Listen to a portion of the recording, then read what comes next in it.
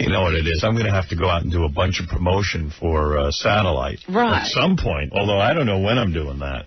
I was going to say, aren't you going to start soon? I don't know. I don't see any plan. Really? Yeah.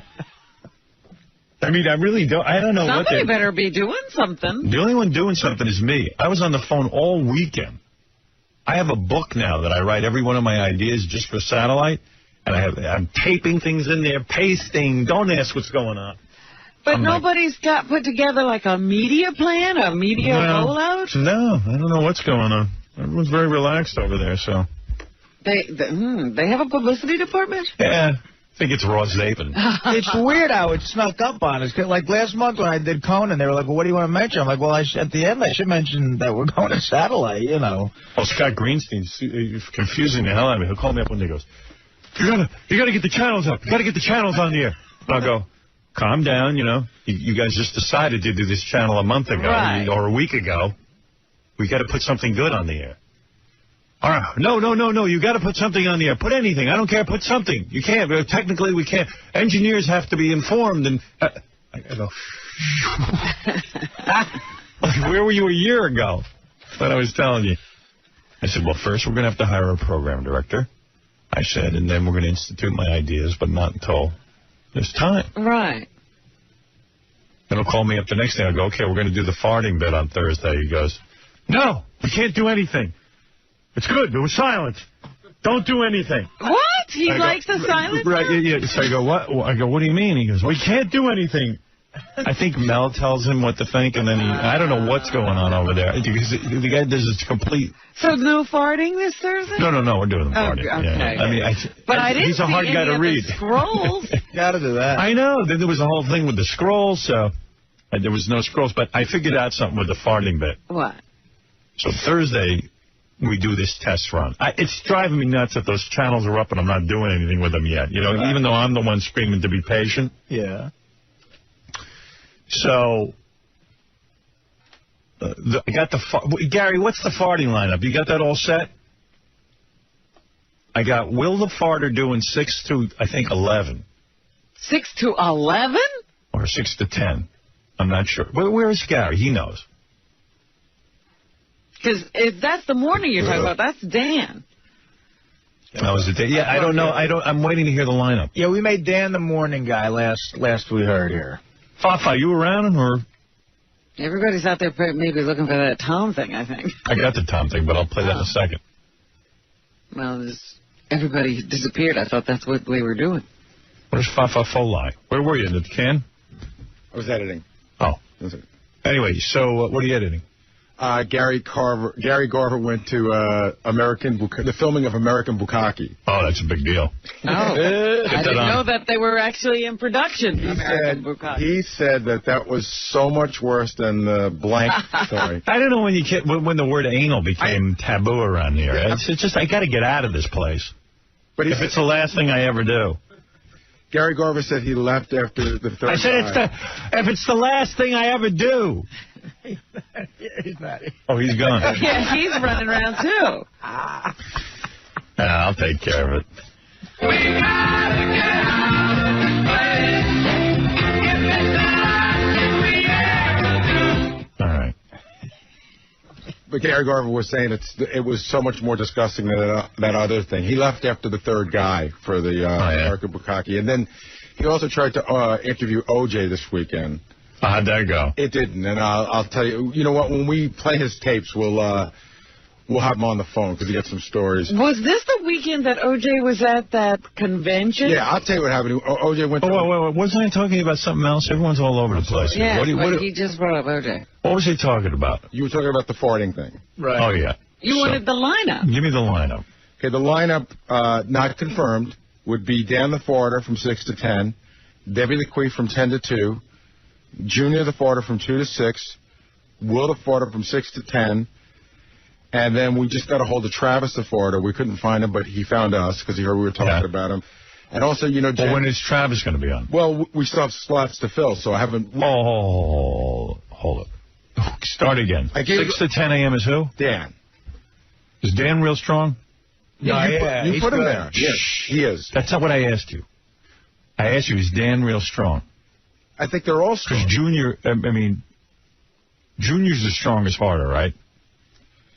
When is he going? He's 2 to 6. He's midday. Oh, good. No, that's called afternoon drive. After the drive.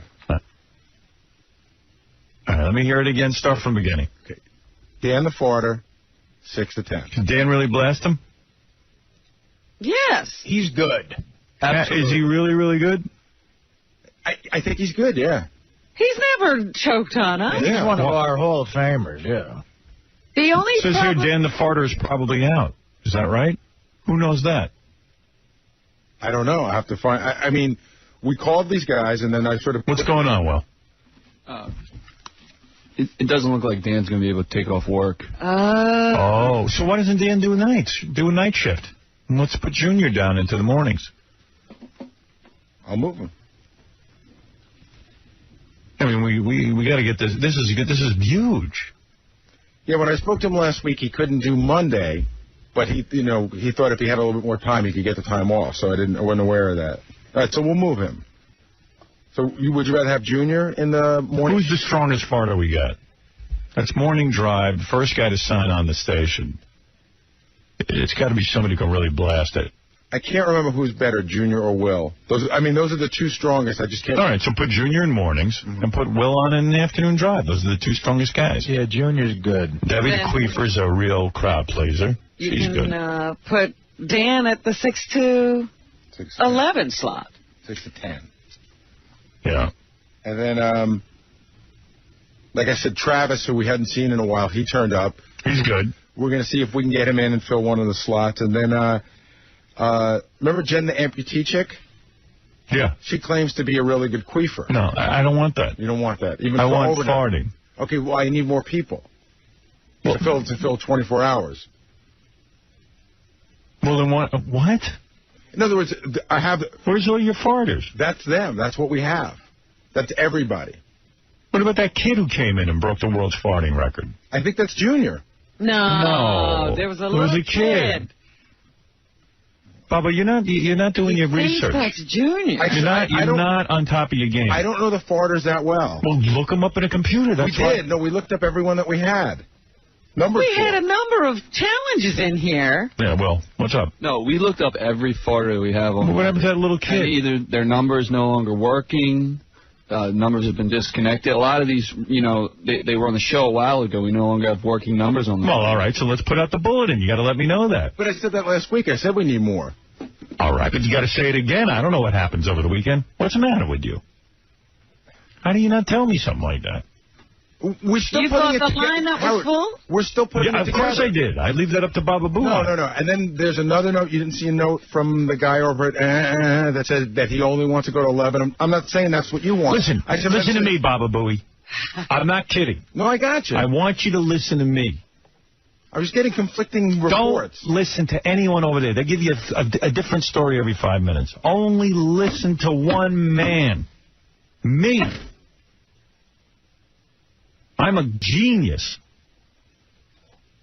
Who's in charge? Of what? Of what? Of what exactly? Of you. Of this. Our thing. That could have been a wrong answer because the answer could have been who is in charge? Because you're always in charge. Right. That's the right answer. Okay. Now you're talking. How can you get that confused? How do you confuse that after 20-something years? Because you could have been who's in charge of this project. No, who's in charge of you? You. Right. Even that question he can't get right. It could have gone another way. You know what I know? I know one day he's going to break, and I'm going to have to fight him. Because I'm telling you. Like physically? Yeah. You don't want to. He's wild. You don't want to fight. Oh, my goodness. He's going to beat me up. Yeah. I need security. If I haven't beat you up by now, why would I? I don't know. Sometimes, do you think Ronnie, the limo driver, could beat you up if you went berserk? No, I'm thinking at this point Ronnie's not beating up anybody. Seriously, do you think Ronnie? Let's say you went berserk one day. Right. All right, I'm pushing you to the edge, and all of a sudden you lose it like a postal worker. I think it's whenever anybody goes berserk, I think it's hard. It would be hard for Ronnie. Do you get the confidence that Ronnie would be able to put you down? He might. But, I mean, I can't tell you it's a slam dunk that he could. First of all, he'd have to be around, which he never is when conflict breaks out. Right.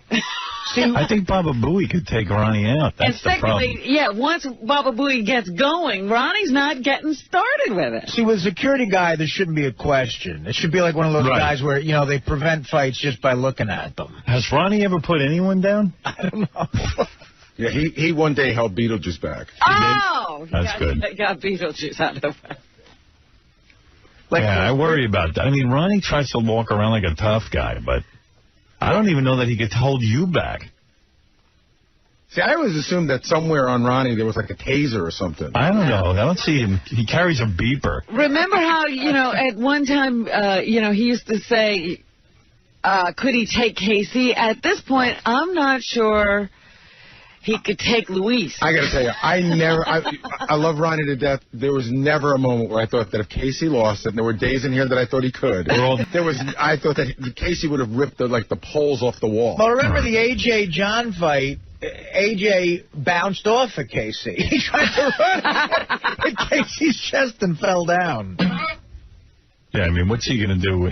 Like Sean from Beetlejuice. Sean's a huge guy. He could squash Ronnie. Yeah. Yeah, I wouldn't look to Ronnie for that much. Hey. What is his credentials? Where are they? His credentials is that he drives. He has a license. No, wait a second. Didn't Ronnie go to some sort of training? Didn't he go to become a... No, seriously. Where? I thought he became like a licensed security guard or something. Not security guard, but security person. I don't know. Has he ever been tested? I don't know. Maybe we should hire Eli. I know that Ronnie started a security company, and I think that he had to get some sort of training. Yeah, he's a good guy, but I don't think he has an ounce of training or skills. He must be mad because he's not in here yet. Where is he? I don't know. Let's ask him about his skills. He's afraid. Ronnie's refusing to go in the studio. What's your problem? What's your problem? He's just sitting in that chair out there. Oh, steaming. Security guy is scared to come in? I'm pretty sure you could beat up Ronnie. Well, and we always used to have that conversation about, what if Fred ever lost? That Fred would just flail. I know Fred could beat up Ronnie. Yeah. I think he could take. I think he could probably take Benji. I don't even see Ronnie going to karate class on weekends. You know what I mean? I watched Ronnie walk around here. He's not even going to chase anybody down. Have you got any kind of resume that I should be looking at? For security? Yeah, really. Have you taken do you have any skills? Have you ever taken taekwondo, jiu-jitsu, anything? Do you know chokeholds? Give us an answer. Give me your resume. I don't have anything to say. Do you know? You got any kind of weapon? I got nothing to say to you. You got weapons? I got nothing to say. You got a nunchuck? You got anything? You got brass knuckles? Chinese stars, anything? Do you have brass knuckles? Do you know where to kick a guy? Seriously, could you beat up Gary? I'm being honest. How do I know? See, now a security guy should not be in question. That's odd. Have you ever done hand-to-hand combat? Yeah. You have? Yeah, hand-to-hand combat. Where? Out in the hall. Me and JD, we went. Have you ever seriously? Do you take any kind of training on the weekends or skills or anything? You do. Yeah. Where do you go? My house. You train at your house? Yeah, I train. He's a bow hunter right now. In my backyard. He gets mad because he wants to have mad skills, but he doesn't have them. I mean, he's not like a former security What would you do? officer or a police officer. What would you do if Danny Bonaducci attacked me? Laugh. You would laugh? Yeah. Anybody looking for security work? Anybody got any kind of skills they want to call in and give me a resume? I got one in the car. I got a resume from a guy. You want it? Yeah. Okay. Bring it in. I'll give it to you. How many push-ups can you do? None. I think I could take them.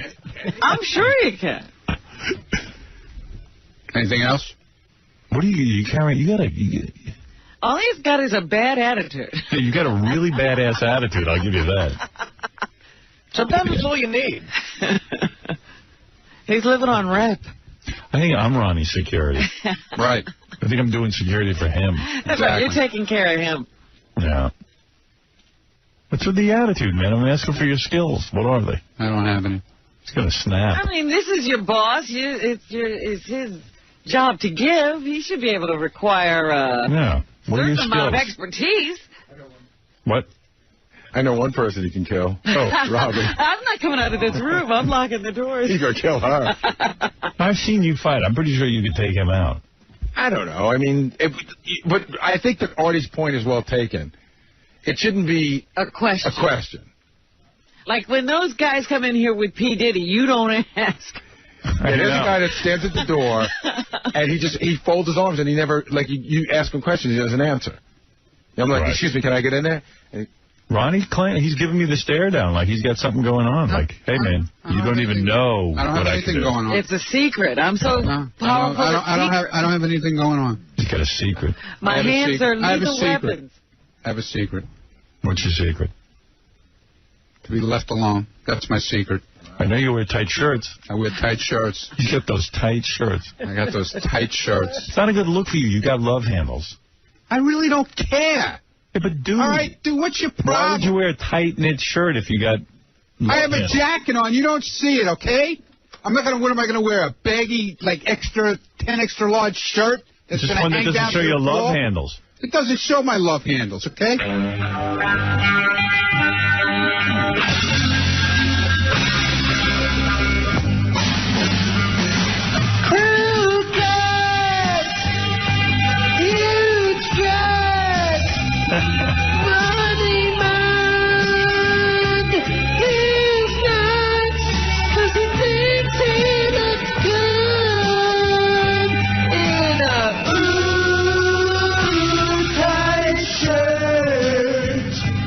Ronnie wears.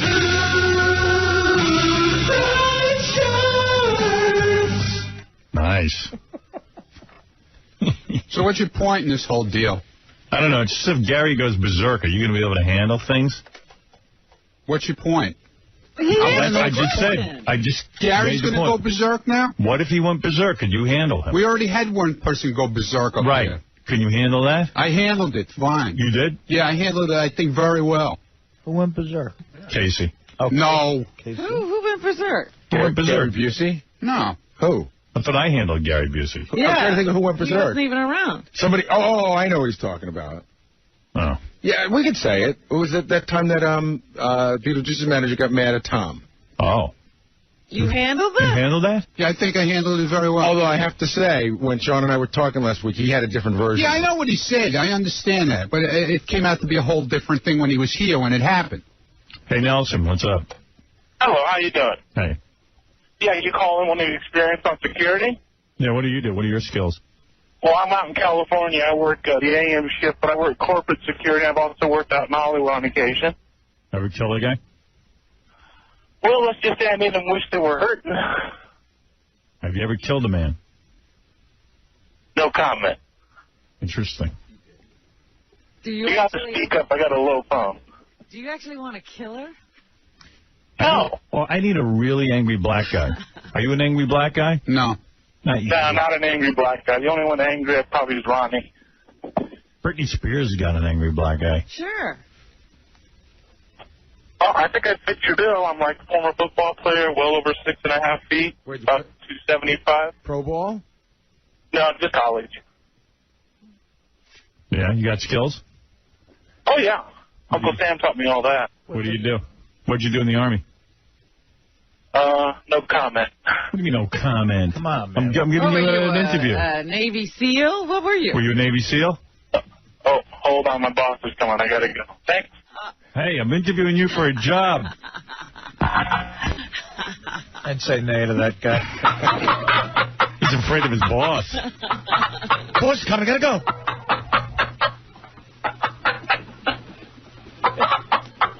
Chicken. My boss is coming. 7 o'clock in the morning. Where's his boss? Fred reserves that sound effect for this guy in Selma Hayek clips. I love that. So what's your point in all this? So you're telling me, I'm being let go? Is that what it is? No. No. Can't let you go. You're too important to the whole thing. Maybe get you some help, though. You might need some help.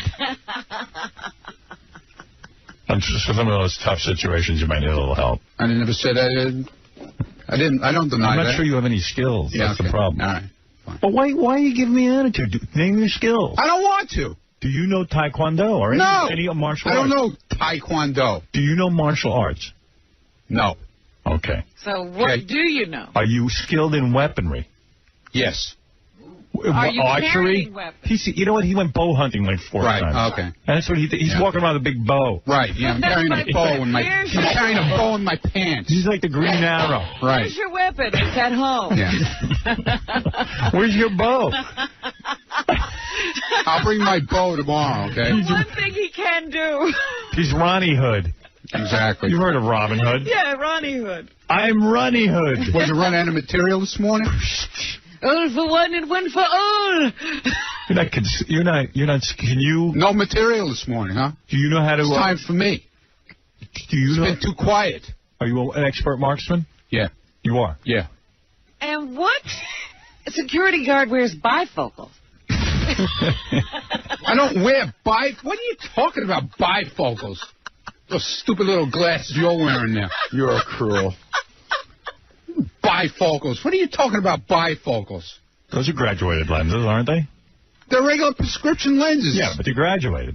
What the hell's graduated lenses? Where you have to use them for reading and for seeing. No. Yeah. Those are bifocals. No, they're not. Those are graduated lenses. No, they're not.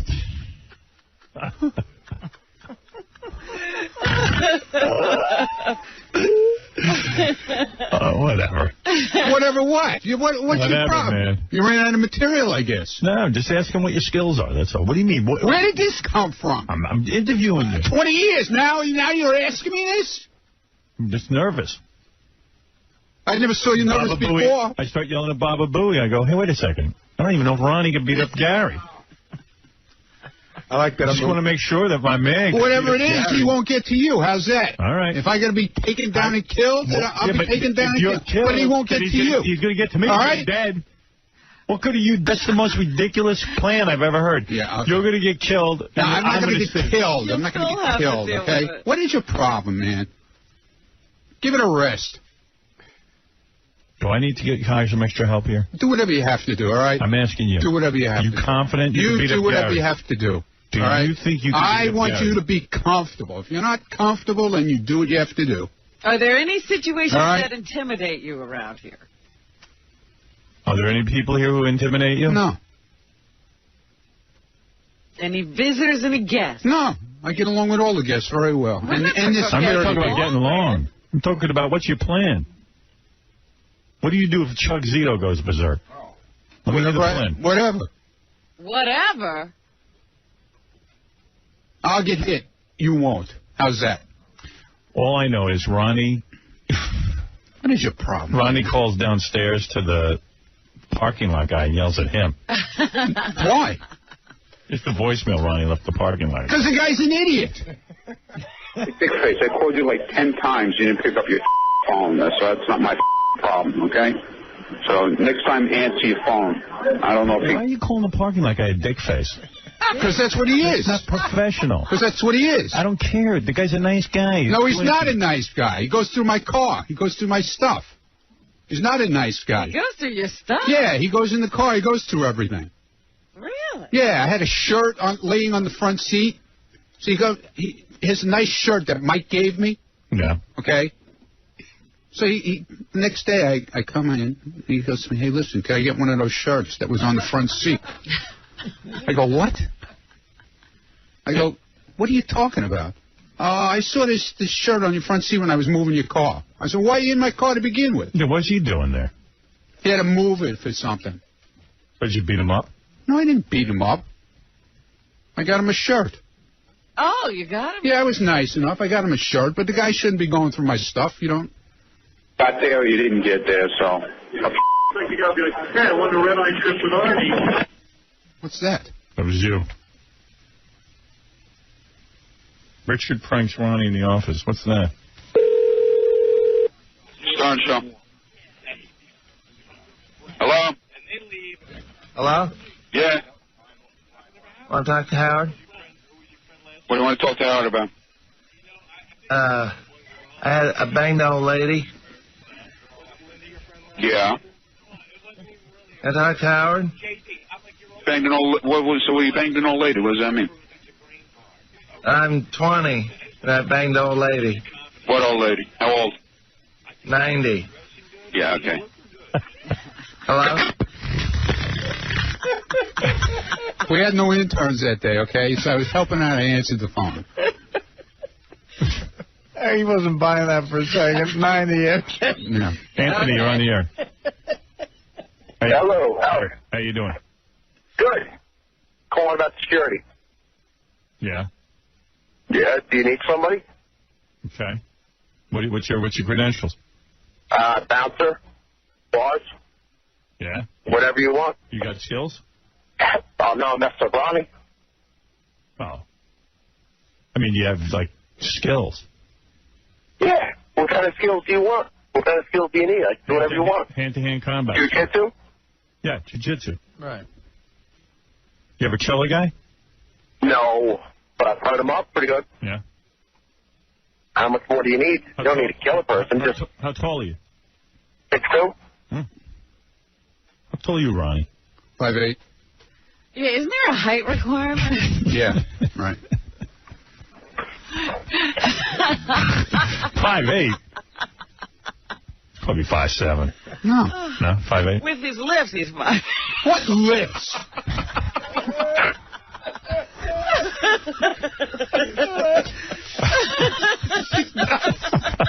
What lips? Your heels. What heels? I don't know. I don't have any heels on. Heels I have shoes on, regular shoes. What the hell's your problem? Look who's talking.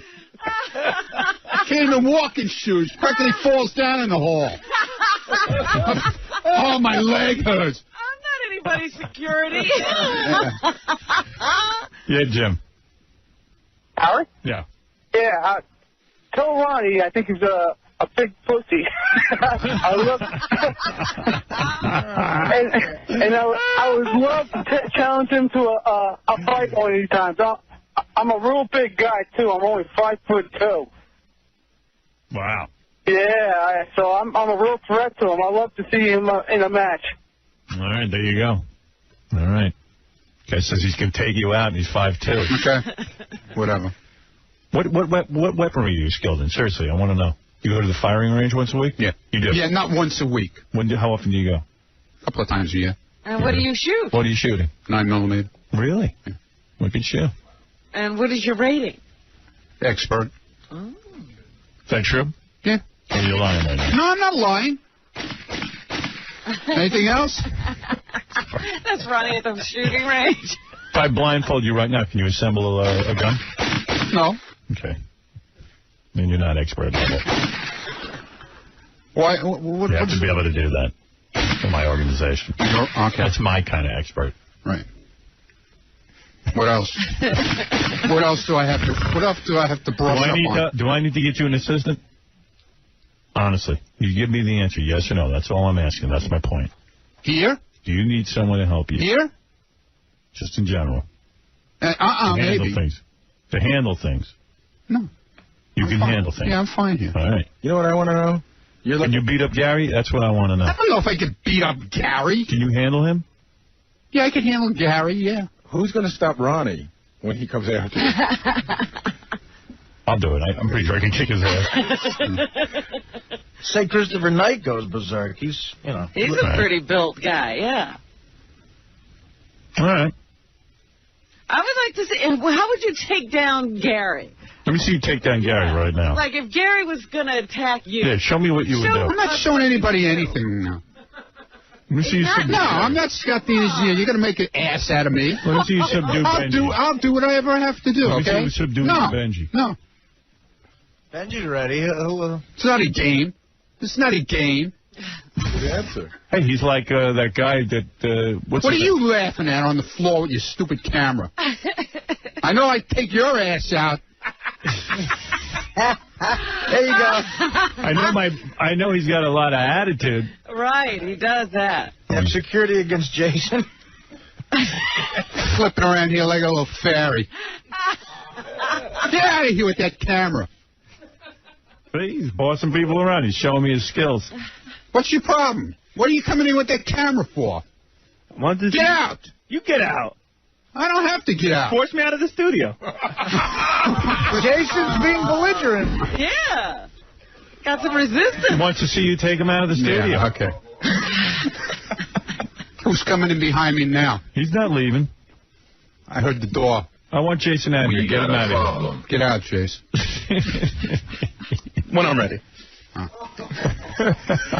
Yes, sir. Wow. That's right. You're the big boss back there. I forgot. I got to take orders from you. Hey, Joe, you're on the air. Now you got to take a break. Howard? Hey, brother. I got a bodyguard friend of mine. This guy's barred from like 6 states.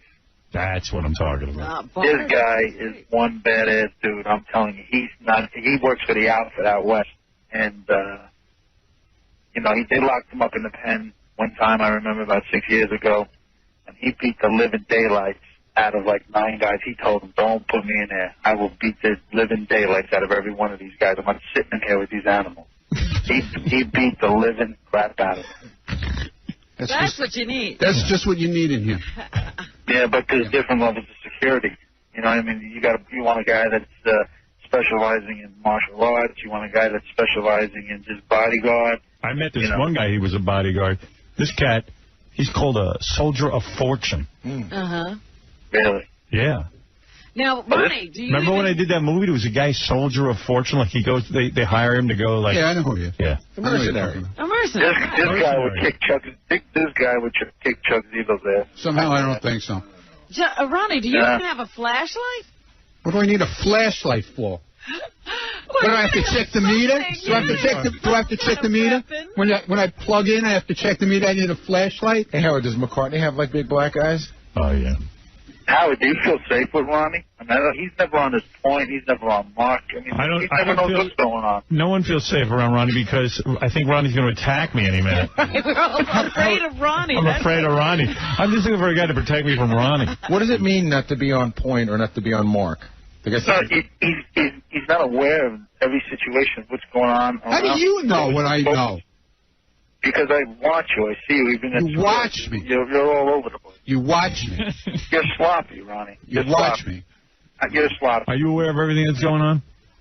Yeah, I think so. You are? Okay. You don't think so? I'm just asking you. You have a nightstick? Are you on point? Are you on guard? What? Does he have brass knuckles? Brass knuckles. They're against the law. You got mace? Doesn't matter. I hope you have mace, man. People. All right. Hey, anyway, I got to take a break. All right, Ronnie, go back out there and protect everyone. And keep Gary away from me. Yeah. Looks like he's ready to explode. Yeah, really. With his big lips. Yeah, look at him. Poor Gary. Right. I love that I become the low benchmark for kicking ass.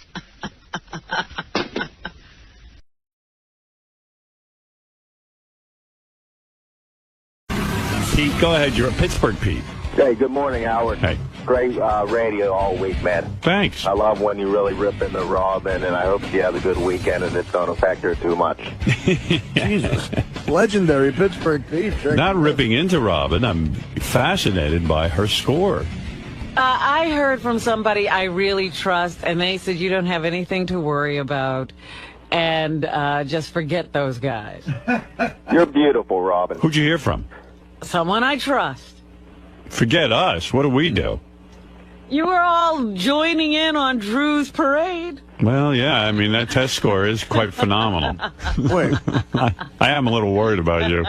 Can we focus on you, Howard? Sure, Pete. Okay.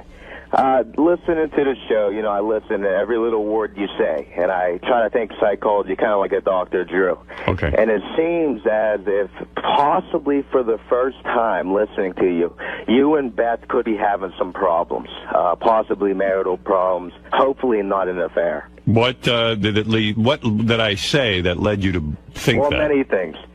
You were talking about you're getting back to masturbating. You didn't just say it this week. You said it the week before. And Beth was away for 3 days, and in the 3 days, it was the whole 𝗦𝗵cie story. So I said I masturbated because I was afraid of whatever that cancer is, prostate cancer. Right. Right. And then Beth came home last night, and she said, "Did you masturbate?" And I said, "Yes, I did. I did twice." She goes, "You're kidding. With porn?" I said, "No, I didn't use porn. It was medicinal. I'm afraid of prostate cancer." And then we made love. You did have last night. Yeah, I guess it was. I don't know if it was it. Yeah. I was loving. I don't know if she was loving. But we did have. Yeah, she came home, and as soon as she came home, where has she been? Where has Beth been? She went down to Florida on business. She had a business opportunity. And a week before that, she went away. She went to visit her grandmother. Now, that could be an excuse. It could be, but I don't think it was. And another reason is it seems like you've been complaining a little bit about her. Unlike ever, you always kept it real politically correct about her. Go ahead. Lately, I can't remember exactly what you said, but you said, oh, I really wish Beth was able to do certain things like that. Yeah, there were things that Beth won't do. There was something, I guess, that was being discussed. I think it was sort of tongue-in-cheek. It was like the dirty talk. And, the dirty talk. That was exactly it, Robin. Yeah. Dirty talk. It was very Beth doesn't do But dirty he talk. said that before. Beth even told me when I said I didn't... I asked her, did she masturbate down in Florida? And she goes, oh, masturbate. I hate that word. Did you say that I jerk off? Really? Yeah. Masturbation. So there's all kinds of Beth rules, but... I'm not complaining. Listen, I'm not saying Beth's perfect, but she's perfect for me. Are you bored yet at all? I'm really not. I really missed her. They have a wonderful relationship. They love being with each other. We talk all the time. Wow. But one thing about Beth, I think Robin knows this. She doesn't waste time with a lot of trivial kind of talk. Like, she talk when she has something to say. But, when you truly, like your best friends, do you really get tired of them? No, you just enjoy being with them. But I know what Pete's saying. I know, listen, Beth and I just realized we're together 9 years already, and we are somewhat shocked. Wow. Both of us, that we're enjoying the relationship more. So, listen, I'm on a good roll with her. I really, to be honest with you, Pete, I'm not having any marital problems or any problem so far. Will she call the show, Howard? We never hear from her anymore. She hasn't been in the She said to me last night, I got to come on the show. Because I was telling her how, I was telling her about Dr. Drew. She asked me who was in. I said, Dr. Drew. And then I said, I said there was a, what the heck was it? There was something going on. What was it that we just did? The Sibian ride? No, it was something else. What did we do? I told her today we're having the kielbasa contest, to see who can swallow the most kielbasa. The Deep throat Mexican contest. delivery game? Something like that. I don't know. I was telling you. I said, well, she goes, oh, I have to come on the show. I said, yeah, it sounds like fun, doesn't it? She goes, yeah, I want to be there. So she would be on the show. And that's a great thing. The last time that she was in the studio, it seemed like since she's been married with you, she got real comfortable with the audience, got a little bit with us. And that was great to see Beth like that. I'm just wondering in the future, how much more open can she get? And can you actually interview her, unlike being her husband? Yes. You know what I mean? Can you? Well, you're referring also to, I made a big point at the end of the show yesterday of playing you Ellen DeGeneres with her wife. Yeah. Portia de Rossi, and that's how lame it was. I heard somebody on the wrap-up show accused you of, like, how can you talk about Ellen? I heard somebody said on the wrap-up show that's you and Beth. I said, I can't agree with that. He's not singing in the shower. No. And by the way, I have to get rid of the wrap-up show because, and I'll tell you why. The purpose of the wrap-up show is not to sit there and criticize me. Whatever I'm doing is so that everyone here can make a living. Mm-hmm. And to sit there and criticize the show, I don't mean, you want to criticize the way I look or something, but to criticize the show can't be serving us well. Mm. We have enough people who are against us. That's right. Don't criticize the thing you love. Yeah, I mean, let's say I'm as bad as Ellen DeGeneres. Why would we want to point that out to anybody? It just doesn't make any sense from a marketing standpoint. Right, but I was like, I don't think that guy's right. Gary does that all the time, Howard. He's always saying that we don't want to know if something's a... I know. I don't really need anybody pulling the curtain back on the Wizard of Oz. It's a fantasy Pittsburgh Pete is not, he's out of his mind. Pittsburgh Pete is not out of his mind. You're out of your mind. So you're saying that I'm always trashing you? No, not trashing, but there's a certain mystique about the show. After all these years, but Gary is in a weird position. He's got to fill an hour and sit there and talk about the show. Also, when people call, they say they're saying one thing and then they ask another question, and sometimes I don't know how to answer it. Right. Howard, we listen to the show. We come up with our Everything's own a ideas, mess. Then Gary comes on and ruins everything. By like, He oh, here's the ruins real reason Howard did that. I love Pete because Pete can get everybody Yeah, at he each other's gets under throat. everybody's skin. Yeah, he's like Ralph. He doesn't do anything for a living but piss us off. I actually got a job recently, Gary. Doing what? What could you be doing? I'm serving tables, man. What? Yeah, how long do you think you'll last doing that? You're an obnoxious. You should be fired in a month. Gary, you don't intimidate me. I see through you, always have. I'm not trying to intimidate you. I'm just telling you who you are. You're an ass. Hey, great. Like, I care what you think about me. See, that's the problem. You don't care what anybody thinks I about you. don't That's care. why you'll I never don't work, respect- I don't douchebag. respect you. Okay? Pete, you got a You're job. not a great guy in radio to me. You don't understand. But you'll never get any. Pete, you'll never get anywhere. You'll never do anything because you have a attitude, and you're a I'm going to be narcissist. 30 years old, buddy. I think I realize I'm not going to get anywhere by now. You're not teaching me nothing. See, how can you argue with a guy who knows he's, what he doesn't Gary, care? you're superficial. You're phony, brother. Everybody Dude, knows. have you ever met me? There's a reason Howard hired you. Have you ever met me? Yes, I've met you a few times. I hate you. You know what's so funny? You're so nothing. I don't even remember meeting Good you. work, Gary. You're the phoniest guy. I don't even remember meeting you. What? Where would I have met you? I I've been in met you in Pittsburgh. Florida once before. I met you a couple times. And You're you're very a not nerd. memorable. You're a nerd. I can't believe you even got married. You got a good-looking wife like you did. It's a shock to everyone. Hey, why don't you go That's to the true. comedy again, Pete? Remember how great you were when you opened for Artie?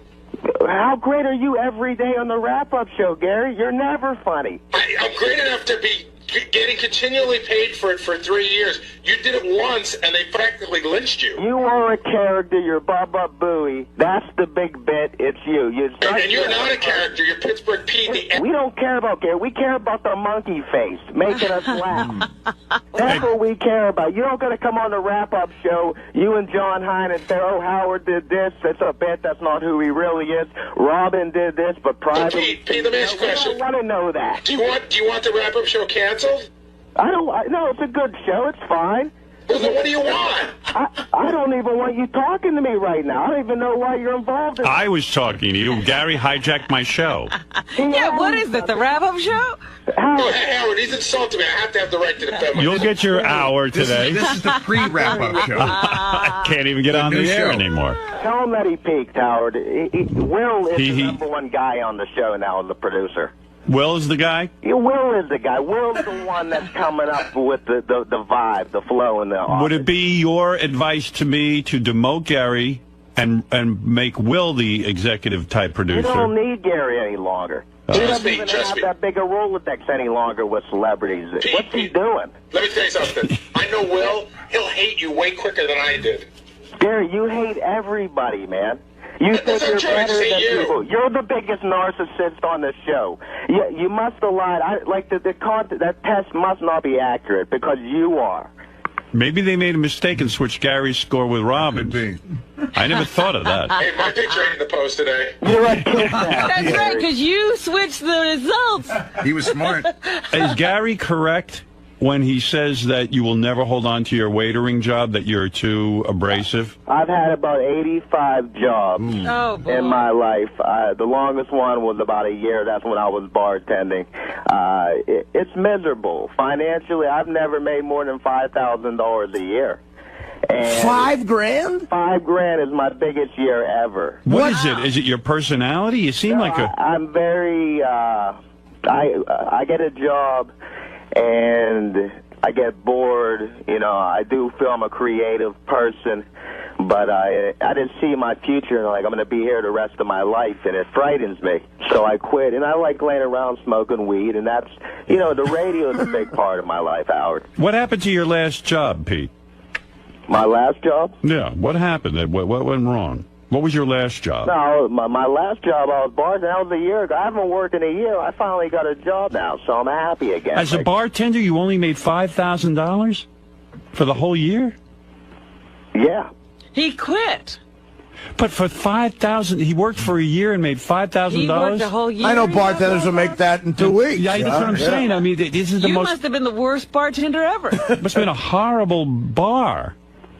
It was a dive bar. Like Artie once said when we first talked, it was a shot and beer bar, It was my first gig ever, but it was the best time I've ever had in my life. Being behind the bar, when you're the bartender, you're the king, Howard. Like you on the show, it's a small level of that. You're the local celebrity. So why would you walk away from such a thing? Because I had a major setback in life, and it was hard dealing with the customers when I had to deal with emotional issues. What was the major setback? I lost my mother, man, about a year ago. Okay, so you had to quit the job? No, that's where I'm stupid. You know, Yeah. it was the worst decision I ever made. I had 5 women, and I quit my job. They wouldn't even take my calls anymore. Everything fell apart. You know, the best thing I had was Sirius Satellite Radio. That's not just to kiss your ass, but, you know, when you're laying in bed, you're smoking the weed, you got the Howard Stern world. There you go. I could go off into that fantasy world. Why not try another place, Pete? I've tried. It's hard. You cannot find a bartending job unless you know somebody. So, I'll make some money. What is it, Gary? The question for Pete is, if his best year was $5 grand, how do you live? I live with my father, my sister. But like, who's paying for your Sirius? I have a credit card. Wow. You know? Is that run up big? Like, are you over drawn on your credit? What's your financial like? Are you handling your bills right now and everything? The mortgage, you're paid off, you're taking care of everything? You know what? I never carry a finance charge on a credit card. I pay my mortgage every month, and I lease my cars. That's great, man. You're so... No, I'm just asking you if you're overdrawn on your cards. Pete hates you. You're cooler than me. No, I'm not Ralph cooler is than you. on with Pete. Ralph, go ahead. Hey, now. Hey, now. Hey, I've been around for one or two of those Beth fashion shows, and they are very hot. What's great, like, if she has a dress on, you go like, hey, you know, maybe you should have higher heels on with that. And to go and get some, like, higher heels and stuff. Yeah, sometimes it's weird when Ralph's there and Beth is doing a fashion show. I don't like it so much. Yeah, 'cause it sounds like he manipulates things. Well, because I see him, you know, I know how Ralph is. He's a guy. And Yeah. And not only that, he's that's like, your fashion show. Yeah, Right. I feel like that should only be for me. But chiseling on Ralph, your fashion Ralph show. has actually been there for a few fashion Yeah, shows. and also what's great is that she's usually braless when she's doing those because she's changing quick. Oh, now it's just steps down to Creepyville. Yeah, it isn't right. That's not creepy. Dude, yes, it is. Come on, it's his wife. I know. I get a little territorial, you know. Like you Ralph. should. I go Ralph easy. Do you get? But Howard, do you get in that weird area where it sort of turns you on that that means that much to Ralph? Like you think your wife's so hot? Not when it's that close. I don't need. It's one thing for him to admire from afar. We're all friends. It is fun, but I know Ralph goes into wolf mode, and I've seen it before. I know that face. Yeah, not with my wife. You know, Bet those heels aren't high enough. it's okay when it's we're out in a club or something. So we're both working it. Yeah, you're looking at some other chick. Ralph could have had her. Ralph forgot one time he gave her his number. I mean, it gets pretty intense. Oh, he goes right into that mode. Yeah, come to think of it, Ralph has been there for a few fashion shows. Yeah, it's always fun. Remember to dismiss him next. Hey, Ralph, how do you deal with your life, man? Never, like, really working and just, how do you get by? I don't know. I do pretty well. Much like Gary, I don't carry a finance charge. He doesn't carry a credit card either. But wait, but I was on hold. What do you make $5 grand a year and live with your parents? I live with my father. I live with my parents my whole life. I sleep in the same single bed I always have. How old are you? He said, I'm going to be 30 years old, man. And you got the nerve to try and question Gary or me about I'm not questioning anybody, Ralph. He's trying to figure it out. That you are. Oh, I'm sorry. He's trying to figure out how to move out. You were actually a role model, kind of.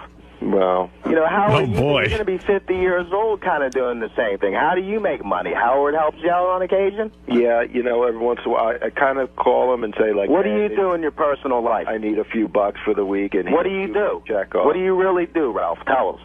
He's a stylist. This is secret. Who else does he style besides you on Mondays? I have him booked exclusively. I pay to have him an exclusive rights. Yeah, because you couldn't get him when you wanted him, so you had to tie him up exclusively. In fact, not only do I have him exclusively, I can't even get him to come to the even house. with your exclusive. Well, he was busy with the Battlestar Galactica finale. Battlestar Galactica. No, but Pete, to answer your question, Ralph will style all of us from time to time. Like one time, Ralph told me I look like shit. Just once? Well, actually, it was several times. So and he doesn't charge me a lot for that. So he'll do everybody on the show from time to time. Ralph found me my Michael Jordan sweatpants. I'll tell you that.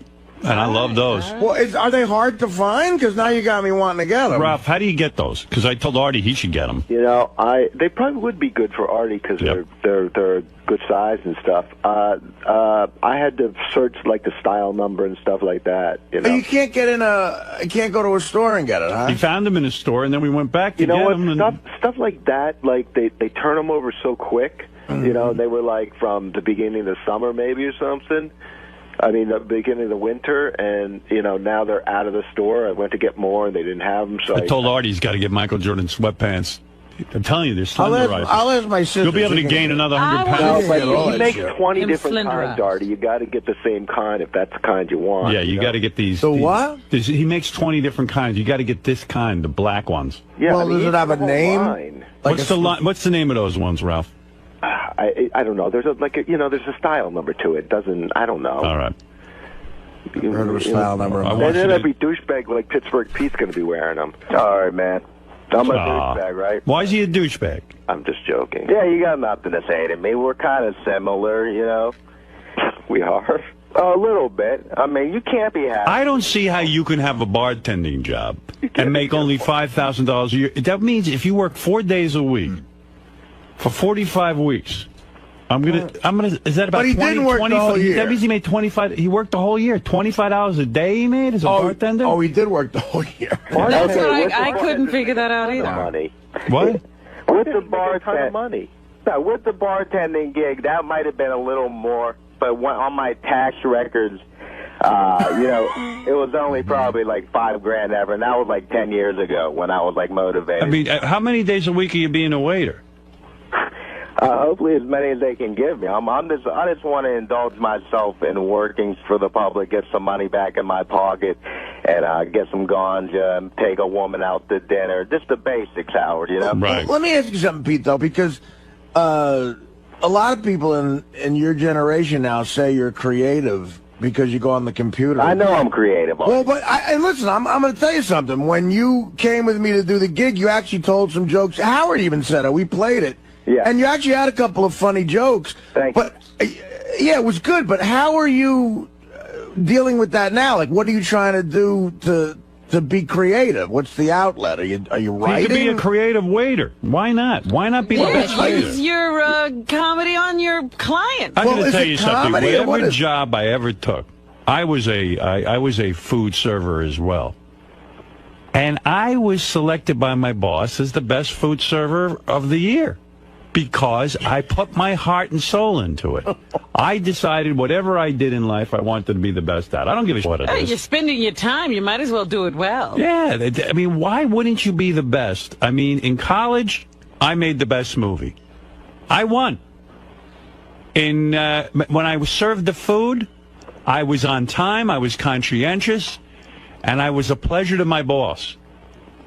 I believe that you must excel. I was a dishwasher, and I got a commendation. Now, who gets it? Who gets there, puts their heart and soul into dishwashing? You're going to be something. Be the best at it. He won the silver dish. And why was I the best dishwasher? I'll tell you exactly why. I got in there like a madman. I probably took on the workload of 3 or 4 guys, and I washed and I racked, and I was proud of the job I did. And you rolled. And believe me, I didn't make 10 cents. Pete wants to be a star. See, I'm a direct opposite You could of you. be I the was star. I was the worst. Well, I don't believe in that. You could be the star of the kitchen. Right. And why not? Yeah, but Pete Take some pride. What? What are you guys trying to say to me? What are you trying? Excelling is what they're saying. I'm saying to you, I'm on a radio show right now expressing my opinions like Pete, you guys do every day. here's what I'm saying. Artie was saying to you, this wasn't directed at you. Shh, you're not listening. Okay. Now you're talking. Artie was saying, how are you expressing your creativity? Right. I said you could express your creativity. This was directed at Artie. By doing your job well. That's right. You can be creative in any job. Creativity can come out in any facet. You know, you see a sales guy like Sam Ben-Ruby who works so hard. I see this guy. He is creative. Now, he's a salesman. He's a radio salesman, but I see he's creative. He knows how to schmoo. He puts his heart and soul into it. You are a waiter. I want to hear that you are now the top waiter. Everybody loves to go there because you're going to wait on them. They But- request your section. But don't be dopey and sit there and bother people when they're eating. Being the best means staying out of people's way and complying with everything.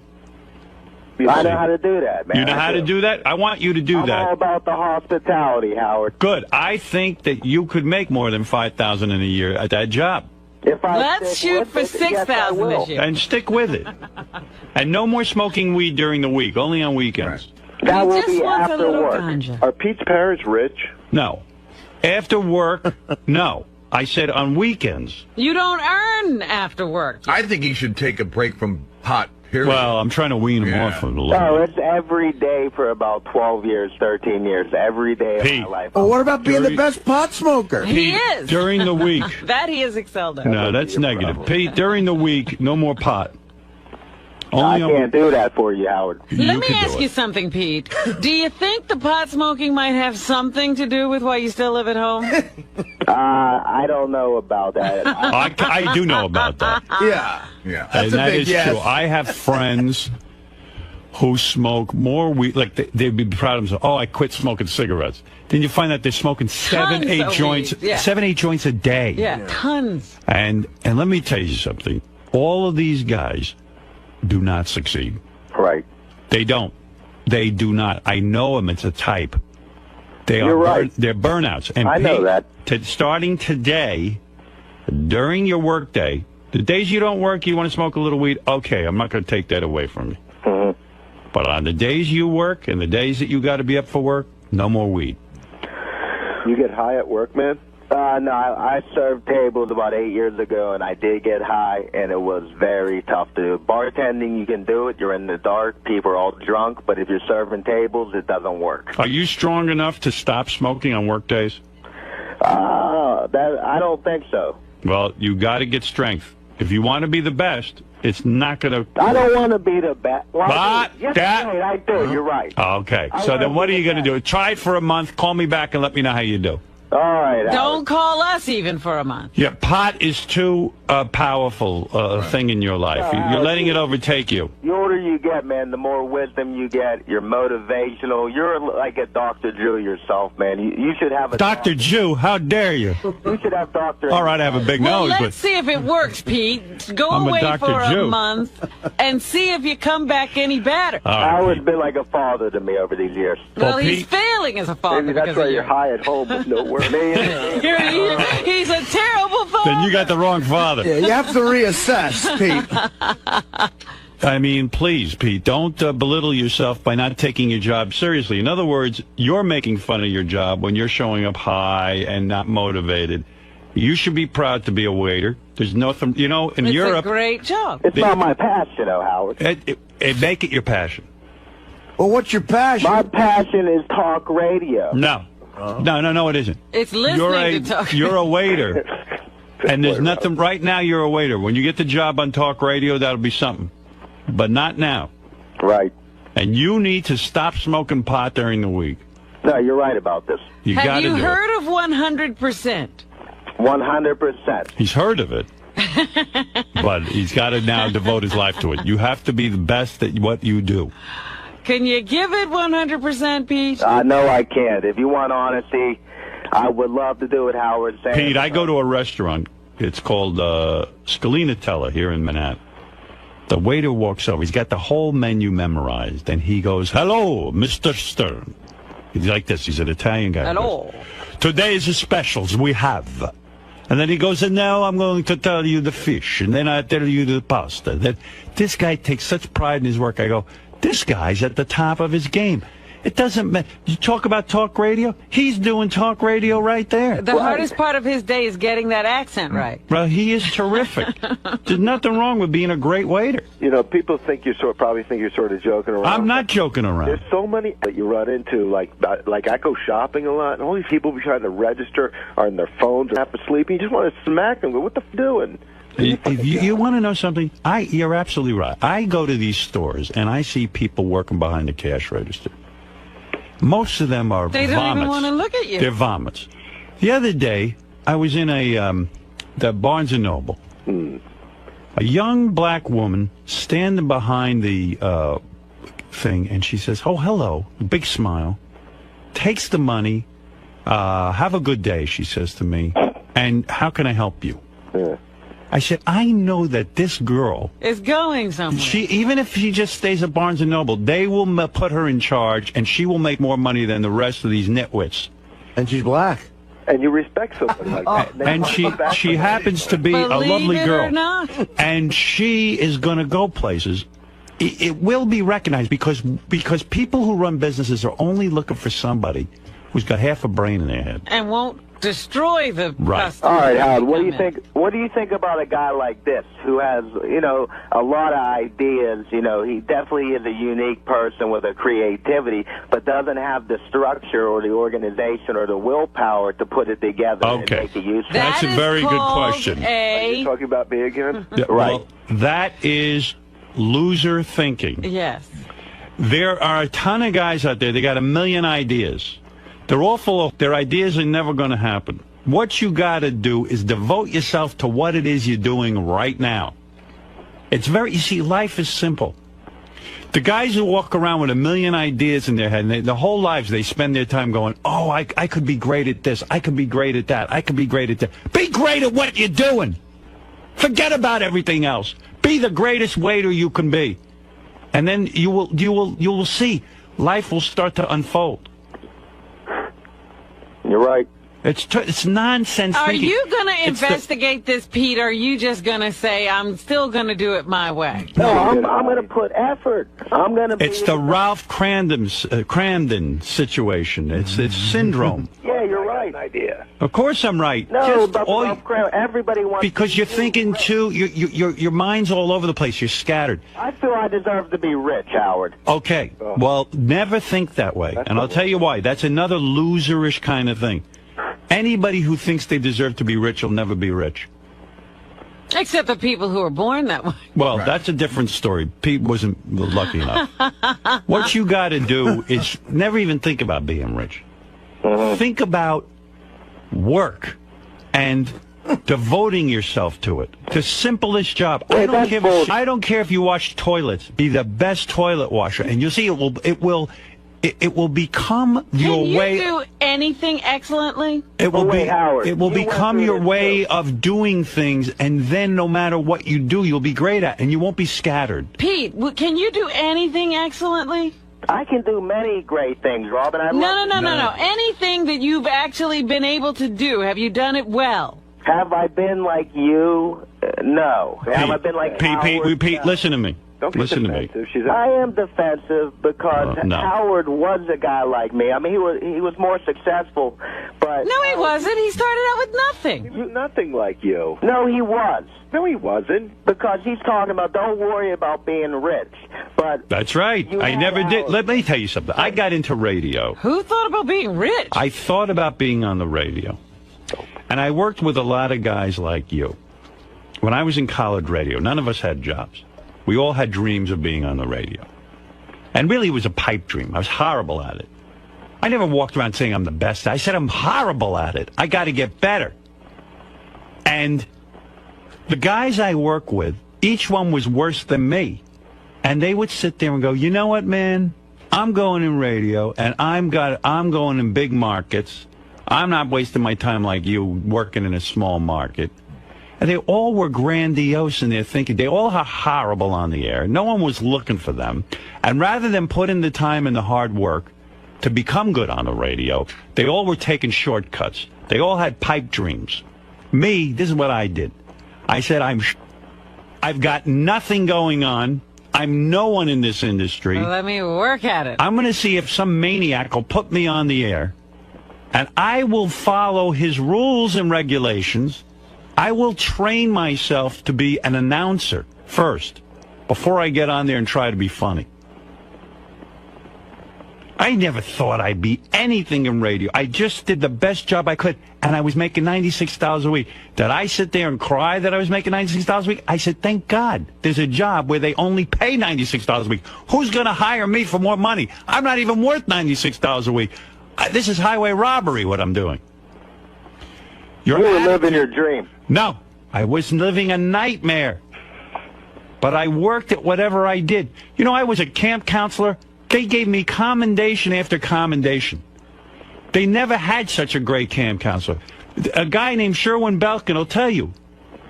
He said to me, I've never had anyone like you. Call Sherwin. You're not interested in being best friends with the kids. You actually run a really good... You do the job. You do the job. You're not... You know how you get a commendation by just doing the job. Most people won't even do the job. That's right.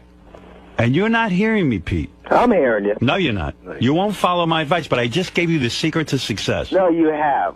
I have.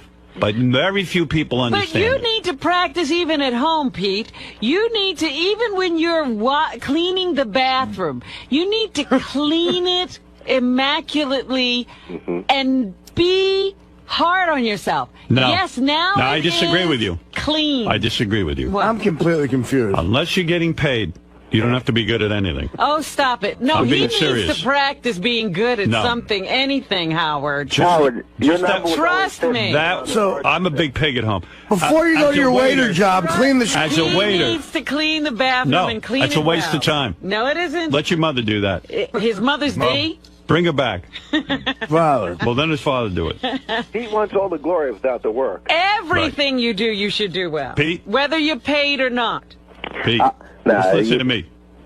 I told you what you need to do. Now go do it. I gotta run. People have to be tied up all day. Instead of going to a block party, why don't you just drive me? Ah, there's a fucking concept. I do this when I'm not driving. Yeah. Well, you could be spending more hours driving me. I Instead don't of want to doing the- drive. You don't want to drive? Oh, you want to be on stage yelling. Yeah. Representing the Howard Stern show. I'd rather have you drive me.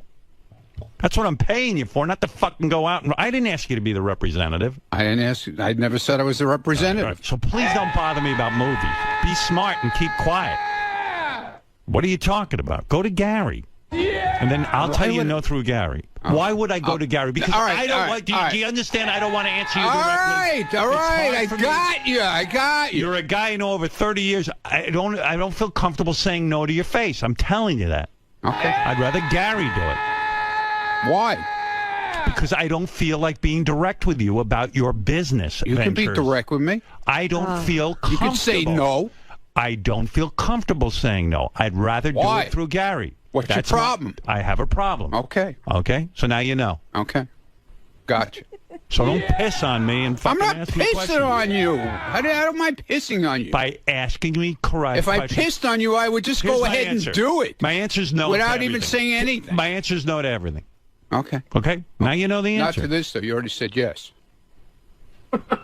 Yeah, go have fun showing my fucking movie. Why don't you show the Ronnie What's movie? wrong with that? Show What's the wrong fucking with showing Ronnie. your movie? I don't want anything to do with you guys and your fucking block party. I hate it. It's an embarrassment to me. So tell us to shut it down. I told you I didn't feel comfortable doing it. Well, then tell Gary You to shut tell it us to down. shut it down. All right, well, maybe I'll do that then. All right. If you're smart, you don't bring anything up. Just go out and do your block party. You don't tell me about it. Yeah, you No, know? you'd rather find out after it's done and I've done it and didn't ask you about it. No. And then you'll really Use be your mad. head. What do you have to show the movie private parts for? What is that? You're not having enough success? Why does my movie It was have to just be an idea that somebody came up with, and all you had to do was now say no. Somebody has worked their way into my life through you. I don't know this fucking guy. Who is this fuck? It's a guy who's a promoter who's buying the I show. don't care. I don't want this guy in my life through you. I shouldn't even know about this All right, guy. so we won't do it then. Thank you. Okay? Okay. We Why won't- don't you show your home movies? You ever make home movies? No. Well, make a home movie and show it to your fucking audience. Why you got to show me over there? They show it on TV. I don't understand what the big deal is. Do whatever you want. Then why'd you ask me about it? If it's Because not a big deal? I feel it's the right thing to do. Then don't bother me with it. Go to Gary. I told you that. I can't win here. Why don't you play tapes of the show too? With there. Play tapes of the show. Well, what's the difference? What's the difference between the movie? Talking about? Well, why don't you do that? Showing tapes. Why don't you show tapes of the show? Show Ronnie movies. Make a movie and show it. No, but then you'll be stopping mad about that too. I'm not mad about that. Yeah, you would. Go make a movie. No, you'd be mad. Go make a porn. Oh, Do whatever you want. Make a porn. Yeah, do what you want. Don't involve me. My movie. Who's involving you? It's a movie that they play everywhere. I come up in the fucking elevator. I'm dealing with.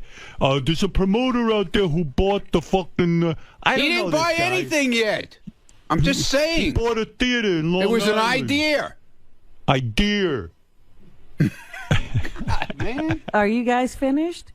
What do you want from me? This is what I don't deal want with. it. I don't want anything. Leave me alone, Ronnie. I'm in the middle of stuff. Come on. I'm doing a show. Get out of here, please. You're the one who called me in. I didn't call you in. Go back and listen to the tape. You walked in on your own. I didn't ask for you. They told me to come in. Well, don't listen to them.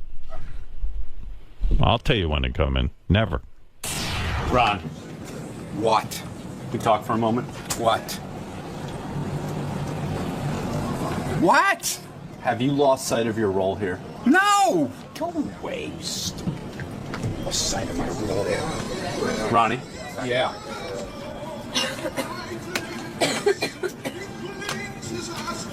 Are you reading between the lines that Howard doesn't want to be bothered with things on the periphery? I don't need you to explain it. I just gotta... Somebody just explained it to me, okay? I don't need you to explain it to me. How will you navigate? I don't need you to explain it to me. Well, how will you... I don't need you to explain it to me. Question. How will you navigate, going forward, how will you navigate what you can I'll set say my to Howard? GPS. That's how I'll navigate, okay?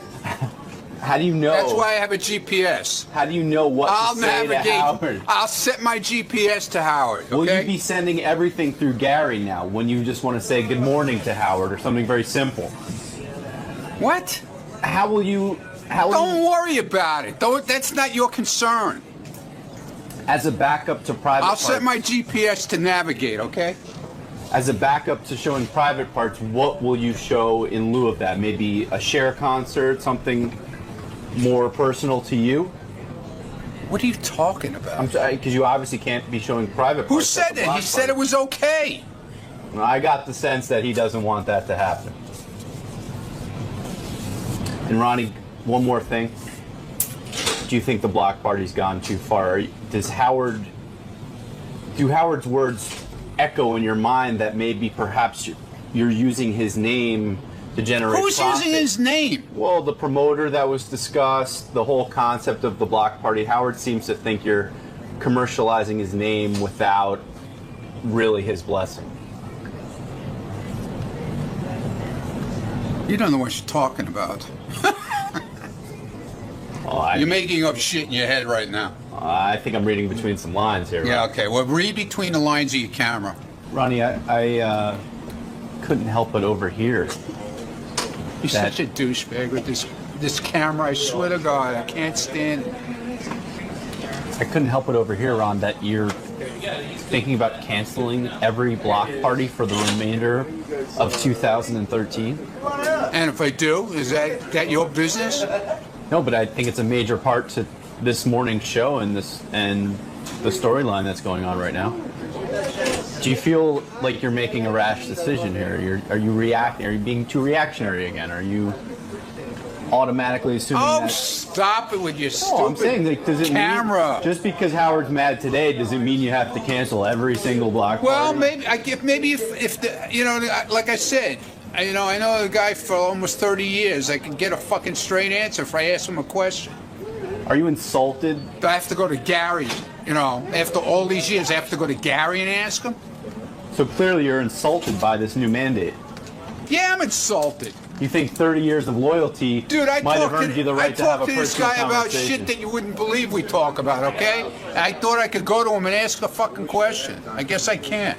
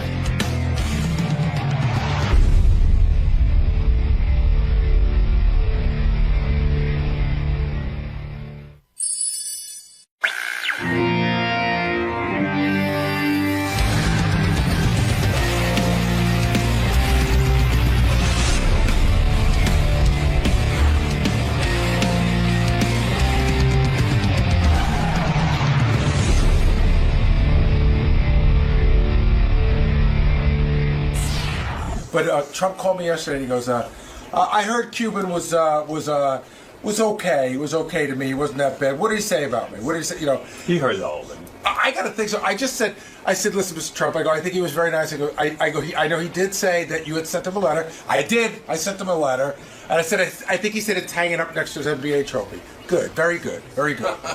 You know, he's obsessed. Yeah, he didn't let anything go. Donald Trump is on the phone. Donald Trump is on the phone again? That's right. And we haven't talked to him in years, and now it's once a week. Mr. Trump fights back too, you know. What's going on? Donald. Good morning. Good morning. Very unimportant, actually, but very important in your world. You have such an audience, Howard, and everybody told me that Mark Cuban was on, and he said wonderful things about my family and he did myself, and it was all nice. But he did say one thing that we should at least correct the record. Right? Go ahead. Okay. He said that his show, whatever the hell it's called, Shark Tank. Really not his show. He's one of 4 or 5 people on the show. You know, big difference, right? Right. As opposed to the superstar that's known as Trump. Total superstar. Well, you make a point they actually called me the king of all media yesterday, and I said, no, somebody wrote an article that said I'm the king of all media, and I actually wanted a retraction. I said, there's only one king of all media, right? But no, anyway. but you make a point. Your show, The Apprentice, well, let's back up. Mark Cuban was on the other day. We were talking about years ago, he had a show that was very similar to The Apprentice. Called The Benefactor. The Benefactor. Which was really a knockoff of The Apprentice. And you got on the air. There were 16 of them, by the way, so he shouldn't feel bad because we had 16 knockoffs. We had one the other day that died. It was called The Job. It was on CBS. And it died after two shows, and which I know pleases you because I love it. Your show was the original one. Right. I love it, Howard. And you love when the original. So Mark Cuban was trying to be a show like yours, and you even said on the air to me, his show won't work. You know, and it sounded like sour grapes, blah blah blah. But meanwhile, you were right.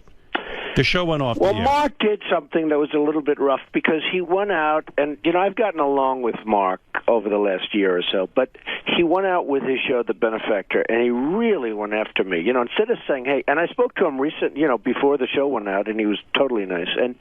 But, you know, some idiot told him to go and attack Trump, and this way you'll get publicity for The Benefactor. So he went after me. Naturally, of course, I go then after him. What did he say at the time? I don't know. You know, my show's going to be better, it's going to be bigger, it's going to be this and that. You know, in the meantime, I had like the #1 show on television. And you felt like you had your back up against the wall, and you had to defend yourself. I had to defend myself. Right. I've watched you do that all your life. I've been watching you a long time. Yes. And so for anyways, years, years go by, Mark Cuban does get on Shark Tank. Shark Tank is, as you say, an ensemble cast. It is not his show. Well, don't go so fast. So the benefactor goes on, and it's a total bomb.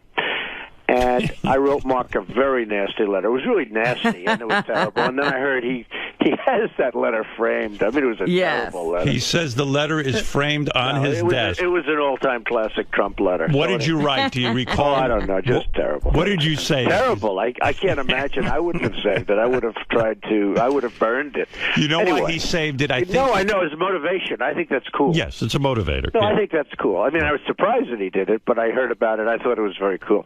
Anyway, we've gotten along very well over the last year or so, and the benefactor goes off, and then all of a sudden Shark Tank comes on. So Shark Tank goes on during the week, you know, which is much more important than a Friday night, and it totally bombs. So they think they're going to terminate Shark Tank, and what they do is they put it on Friday night as a little bit of a filler. You know, Friday night is called Death Valley. I see. Well, you know that. I mean, you know, you have a show on Friday night. It's not a good thing. Right. And it did okay for Friday night. Actually did better on Friday night than it did during the week, because during the week it was a total bomb. They thought they were going to have to take it off. And what happens is it did okay, and that was it. So, and it's doing okay on Friday night. But Friday night's not a television night. So maybe they should move it back to a real night, see how it does. So Mark goes on your show, said nice things, but then he did make the statement that the show, Shark Tank, which again is a show of 4 or 5 people that go, you know, do different things. that it did better in the ratings. And I said, whoa, what have we here? Right. I knew it didn't. I mean, I knew that. But so I called up the Nielsen people. I have people that do this. And they called up the Nielsen and the NBC Universal people. And I sent you a little copy of the Nielsen ratings where basically we kill them. Now, you got to understand, not only kill them, but we're in the 13th season now. This isn't a brand new show. Right. After, you look at what happens with American Idol. In the first season, we were beating American Idol. And in the first season, we were, many evenings, the #1 show. And on television. And that was a great honor and all that stuff. But we did very well. But this is the 13th season. And not only did we beat them, we're looking at last season because this is just going on Sunday night. I hope all your viewers and listeners are going to watch it. But what happened, not only did we beat it, but we had to go up against the Academy Awards last year. How would you like a show that goes up? They programmed it incorrectly. That's and it unbelievable. No. It's a show opened against the Academy Awards. I said, I don't mind competition, folks. I like, I'm sort of a competitive guy, but you don't open a show and have a show against the Academy Awards. So this year they waited. So as you know, the Academy Awards, which, gets 40, 50 million people, the Academy Awards now is over, and our show goes on Sunday night. But despite that, and we did fine. I mean, we did fine against the Academy Awards, believe it or not. But despite that, so I sent you the ratings, and basically it wins in all categories, and easily wins in all categories. And, you have the ratings, and you can read them if you want, but it's not a big thing. But they come right out of Nielsen. So your point is that when... I just like the truth. You want the truth? I'm an extremely truthful person. Some people would say, why does this matter to you? But I think everything matters to me. Everything matters to you. Things get under your skin. Not under my skin, no. You know what? If let's say let's say he did beat me in the ratings. Right. I would say that I wouldn't be calling you. Right. I'd call you, but I wouldn't be talking about that. I'd try and get off You that. try to keep it quiet. No, I'd try it. I'd sort of... but when, it's incorrect, and when Nielsen is the king in terms of this, whether we like him or don't like him, right? Right. And Nielsen has been very truthful over the years about The Apprentice, and The Apprentice is a monster. And, that's why it's on in like 80... So what do you want to say to Mark Cuban? Nothing. No, I'll tell you what I want to say. He just wanted to set the record straight. He was so nice to my children and to me, right? And so respectful, and talking about how my children are amazing and all that stuff. So I don't want to say anything. I think he's, I think it's fine. But why don't you buy a basketball team and beat his basketball team? I have every one of my friends owns a basketball team. They're miserable. They hate it. They don't sleep at night. Or sports teams. I mean, I see these guys. George Steinbrenner, as you remember, was one of my best friends. Right. You want to see a miserable evening, go to George to a baseball game, to a Yankee game. It was brutal. Yeah, he loved me. Because it's work. I used to say it was exhausting to sit with George at a game. If Derek Jeter didn't get a home run, he'd say, Donald, I'm telling you, he's no good. George was brutal. he was brutal. You don't want to live your life like that. But the truth is, these guys live and die by victories. Most of them lose. Most of them don't do a very good job. And I see it. And they say, they're just really miserable. They live and die. And with all the teams, there's only one team that's going to win, ultimately. Right, I know. It's not good odds. And they're very unhappy people. So. Donald did try to get into the sports game at one point. Remember that league? Don't forget, I bought a cheapo football. I figured I could get into the NFL real cheap. Right. That was really one of those harassment deals where we can get into the NFL for no money. Right. Well, you try and you see what happens. And Do you own? But I've had more Mike Tyson fights than anybody else. I have a lot of fights, and I'm very much involved in sports in a lot of ways. Do you own Miss Teen? I own Miss Teen USA, and I own Miss USA and Miss Universe. I own the pageant. So the big news this week was that Miss Teen Delaware was in a porno. Yeah, and we had to tell her to get a letter of resignation very quickly. Yeah. Why though? Why? Well, she was in a porn. So what? Question. You think about it. Think about our country. So what? Kim Kardashian's a big star because she was in a tape. Paris Hilton was in a tape. Do you think Kim Kardashian's beautiful? No. I mean, I think. Do you think she's good looking? I think she has a beautiful face. Do you think so? Okay. I don't like that big trunk. Well, she's got a huge trunk. Yeah. What do you make of that? Well, it's seriously big. Yeah. So what do you think of her? I think she's a very nice person. She was on The Apprentice, so I think she's a very nice person. Yes, I understand that, but I'm saying... No, I think she's a very nice person. Howard, looks, looks don't. I'm not that kind of a person. Looks don't matter to me. Right. The looks of a woman they don't do matter not matter. to you. Okay? Not at all. No, seriously. Now that he's married. No, No, they don't marry. I don't look at women for their beauty. I look at women for what's inside. Okay, Okay, but Howard? what kind of porno was she in, though, by the way? Did you see the porno? Did you? I didn't see it. No, what happened is Miss Teen USA, a very lovely young woman. Right. Although it's hard to say I don't look at looks, and yet I own the Miss Universe card. That's what I mean. I can't believe you're for That's real. Sort of like, Yeah. well, I'm trying to be very politically correct. This is a world of being politically correct, and which is destroying our country, by the way. Everyone's so politically correct. Everyone's, you can't even call anyone fat anymore. You can't call anybody fat. You can't. They accused me. They said that I called Rosie O'Donnell a big, fat slob, and I said that's not right. I didn't use the word fat, but I got it. You're still angry with her? No, I don't care about Rosie. Rosie's gone. She's gone. I like her. You do, really? Yeah, I really do. Well, I've had her to my home. We have dinner together. Well, if Rosie finally, says something nice about Donald will. I'm going to bring you guys together. Because you're a guy. No, don't bother. It's okay. But I'm going to bring you together. She's fine. I don't really think about her, to be honest. But what happens is the young woman from the Miss Teen USA, a beautiful young woman, got very much involved with the whole porno deal, and she actually, we suggested it to her because it's nicer, but she actually was, she gave her letter of resignation. Because, that system, that beauty pageant system, people don't give it enough credit. It's an amazing system. These parents, the way these girls, most of them are grown. I mean, it's amazing. How does it work, though? It's like a military regiment. No, but how does it work? In other words, did she try to cover? She was in a porn, obviously, years ago or something. She was in a porn, and it came out, and because she, it couldn't have been years ago. She's not that old. Within the world of the beauty pageants, Miss Teen USA, that's potentially a Miss Universe candidate. Right. Miss Universe. In some countries, like in South America, if you become Miss Universe, you don't pay taxes for the rest of your life. There's no bigger. In Venezuela, as an example, and we had Diana Mendoza. You remember the great Diana Mendoza 2 seasons ago on The Apprentice, how beautiful she was. She was like the most beautiful. Super hot. But again, I didn't notice that.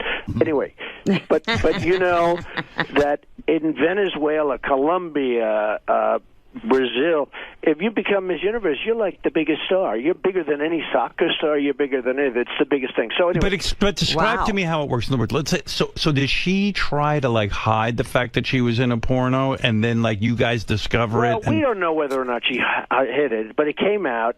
And the problem is because she's Miss Teen USA, all of a sudden she has a lot of notoriety, and probably one of her friends that's jealous of her because that's the way life works. Everyone's jealous. They're all jealous of you, Howard. Of course. They all kiss your ass, and then they behind your back they say you're terrible. But what was she thinking being in a porn? I don't know. Well, because it was before she did this. Was it a home She tape? didn't know she was going to be Miss Teen USA. She figured she'll do porn, she'll make some money, and then she'll become Miss Teen USA, unrelated. And that's what happened. She won Miss Teen Will you USA. watch the porn? I'm going to see it because... Will you call me and let me know how good it is? You're going to watch it because you know what? She must be insanely... When do you see a girl that insanely hot in porn? She's supposed to be very beautiful. I mean, I've met her once quickly, but she's supposed to be very beautiful. But she got involved, and she actually offered her letter of resignation, and we had to accept it. You would not have. You would not have accepted it. Oh no, I would have made. You would have said you're a double winner, right? Well, if she hadn't resigned, what would you have done? Would you have just fired her? Well, we probably would have had to. It's a very unique system. I mean, the parents would have gone nuts. The people that, and it's a big. I look at the different magazines and I see how they're dying. Right? They're just dying. It's over. You look at pageant. Did you ever hear of a word magazine pageantry? No. The thing's like 2 inches. You never saw anything like it. I'm heterosexual. Of course I have. Well, okay, pageantry. But it's a magazine on beauty pageants. Right. And it's like through the roof. And it's just amazing. It's a big deal. And she did this, and she was forced to, and she was has to, but she resigned, and she did the right thing. Did your Twitter account get hacked? Yeah, I got hacked. How does that happen? Somebody, well, you know, you got a lot of geniuses out there, and I have a hot Twitter account, @RealDonaldTrump. Will you tell your people to hook in? So, @RealDonaldTrump. Isn't it crazy to you that, like, somebody that smart is busy wasting their time hacking into your Yeah, it Twitter? doesn't do them any good other than they get arrested. You know, it's like crazy. So we're looking at it. If you had that ability, wouldn't you spend every minute, like, inventing stuff and becoming very wealthy? Well, they hooked in, and they put a quote from Lil Wayne on my account. On your account? And for 10 minutes, I was really ridiculed. You know, all the enemies said Trump has lost it. This was something to do with the hose and women.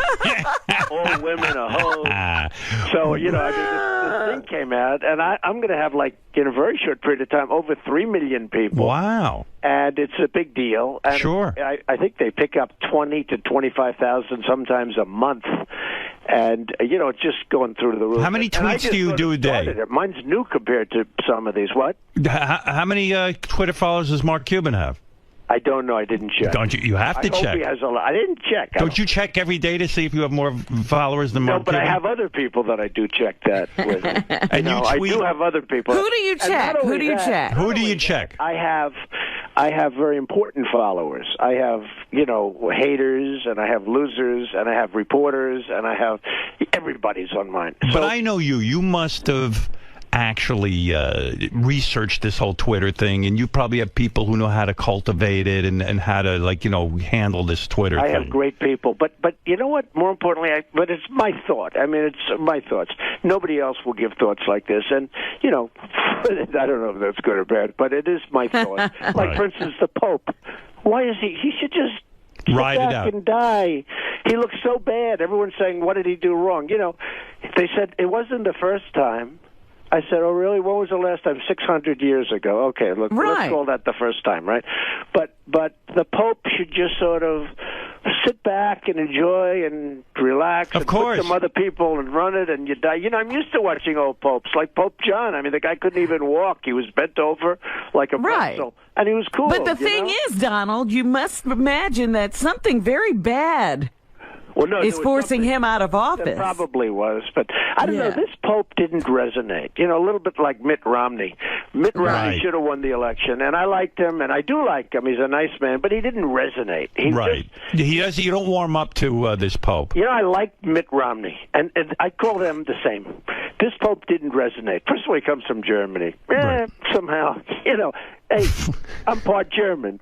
You know, a German Pope. I'm not sure that works. What do you think of the new black Pope, maybe? That might be a big deal. That would be very exciting. Donald wants to see a birth certificate. Do you want to see a birth certificate on the black Pope? That would be very exciting. Very exciting. Hey, but listen, on the Twitter, so it's like I'll have 3 million, 4 million people within whatever period of time, right? So millions of people. So essentially, I own more than the New York Times by a lot. Right. And I don't have to sustain the losses. That's true. You know, the New York Times used to have a lot of power.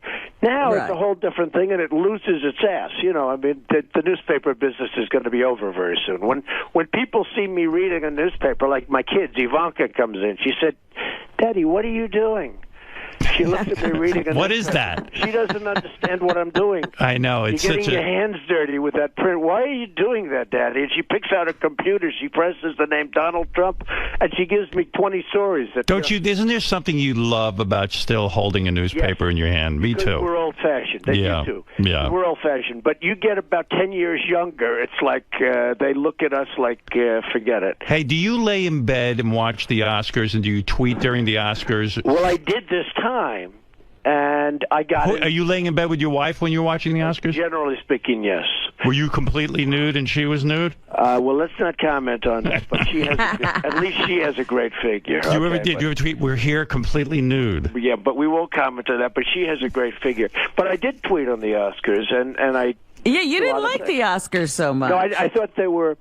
I think I didn't... First of all, I thought the set was terrible. It was so tacky. It was disgusting. I really thought Seth MacFarlane was fine. Right. I thought that, and I like him. You know, he did me on the Comedy Central roast. They roasted the hell out of me, by the way. Right, I remember. Yeah. He was the guy, and he was terrific. He was terrific then, but he could really be the Seth. He was held back, even though they said he went too much. He was held back. Right. But I thought that you know, there was a lack of glamour. I mean, even the woman who won, she falls down the stairs. You know, that's very glamorous. That dress, I mean. No, think of it. Yeah. Think of it. In the old days, Vivian Lee. They knew how to do it. But you know, you're right in a way. Vivian Lee did not fall. Clark Gable didn't. You're right. Her falling down was sort of the symbol, if you will, of the whole thing falling apart. Yeah, the whole. No, I thought it was fine, but I didn't find. And I tweeted. I said, "Where is the glamour?" Because I'm a romantic. People wouldn't know that about me, but I'm a major romantic. But I said, where is the glamour? Where is the beauty? There's no beauty. There's no glamour. Why can't I warm up to that Anne Hathaway? I find her annoying. You know what? I'll tell you what. It's going to happen. She lived in Trump Tower. I like all people that live in my buildings. Okay? Right. Anybody that lives in my building, even if they're really unattractive, I consider them to be beautiful. All right? Right. So what happens is she lives in my building. She lived there with the Italian scoundrel. You know the scoundrel? Oh, yeah, yeah. And we didn't know. He paid his rent on time until the very end. You know, it was one of those things. But she got lucky when she got rid of this guy. But she lived in my building, so I got to see her up close and personal. I wasn't a fan at all, but she's grown on me. You know, it's like the Mona Lisa. A lot of times you'll have a painting. Friends of mine that really do the paintings big league. A lot of times they won't like it, but in the end they almost fall in love with it. They're like infatuated with it. They can't leave. I mean, they become sickos. They want to sit in the room and look at the She's a terrific actress, but when she makes those speeches, when she makes those speeches with, oh my God, it's very. Well, that's all phony rehearsed stuff. Right, it's all actressy to me, you know. You know, when they get up and they want to thank people and they forget and they don't really forget, but they want to make it like it's a big deal because they're so excited. It's all bullshit. Do you know why I disagree? You know what I disagreed with you on? What? I feel this movie, Django Unchained, was one of the greatest movies of all time. No, I didn't think so. Did you watch it? I'm with you, Donald. Wait a second. Did you watch it? It was a movie that. First Donald of all, loves movies. Okay, for those of us, it's great, and it's not racist. Okay, but for, like the sick kid up in Massachusetts, up in Connecticut, that wacko kid, that dirty wacko kid. Lanza? Now, if a kid like this is going to see this movie, you know, if you're a little bit off to start off with, that movie is not good for people to see. Okay, because I've never seen a movie where so many bodies exploded as a bullet hit them. I mean, I've never seen a movie that bad in terms of that. And, you know, I just Terminator. thought it was a terrible movie. I thought it was a totally racist movie. No, why would you say that? In fact, I thought it was racist. I'll tell you why it's not racist. First you had the white guys killing the blacks, then you had the black guys killing the white. I thought it was a terribly racist movie, and I thought it was really vicious and really... I thought it was bad. You know, these people that talk about gun control and should we have guns and shouldn't we have guns. But when you look at that movie can really screw up some kid that's a little I admired that movie, and I'll tell you why. It reminded me, even though it's a fantasy, it reminded me that our country was based on something so horrible, so horrific, slavery. And that if anything, it had the opposite effect on me. It made me feel more empathic with the black plight. Well, I didn't like it, and I thought it was a totally racist movie. So what are you going to do? I think you're reaching, Howard. You're Not saying at all. that Yeah, movie I'm did telling that you. for everyone. That did that for you For and me. no one I think else. Howard's It was totally. I think Howard's trying to be politically. Not at all. Absolutely. I returned. You know, this guy. I think this is the most ridiculous thing I've ever heard. Halfway through the movie, I turned to my wife. I said, "Quentin Tarantino is a genius, and this is one of the most emotional movies Because I've ever you're seen." adding something to the movie that's not there. You're all crazy. Trying to be politically correct. Really? He's And this being is a headline, outrageous. you know, Robin, this is going to be a headline tomorrow. I'm in the not New York trying to be Post and the politically Daily correct. News. There's going to be a headline tomorrow.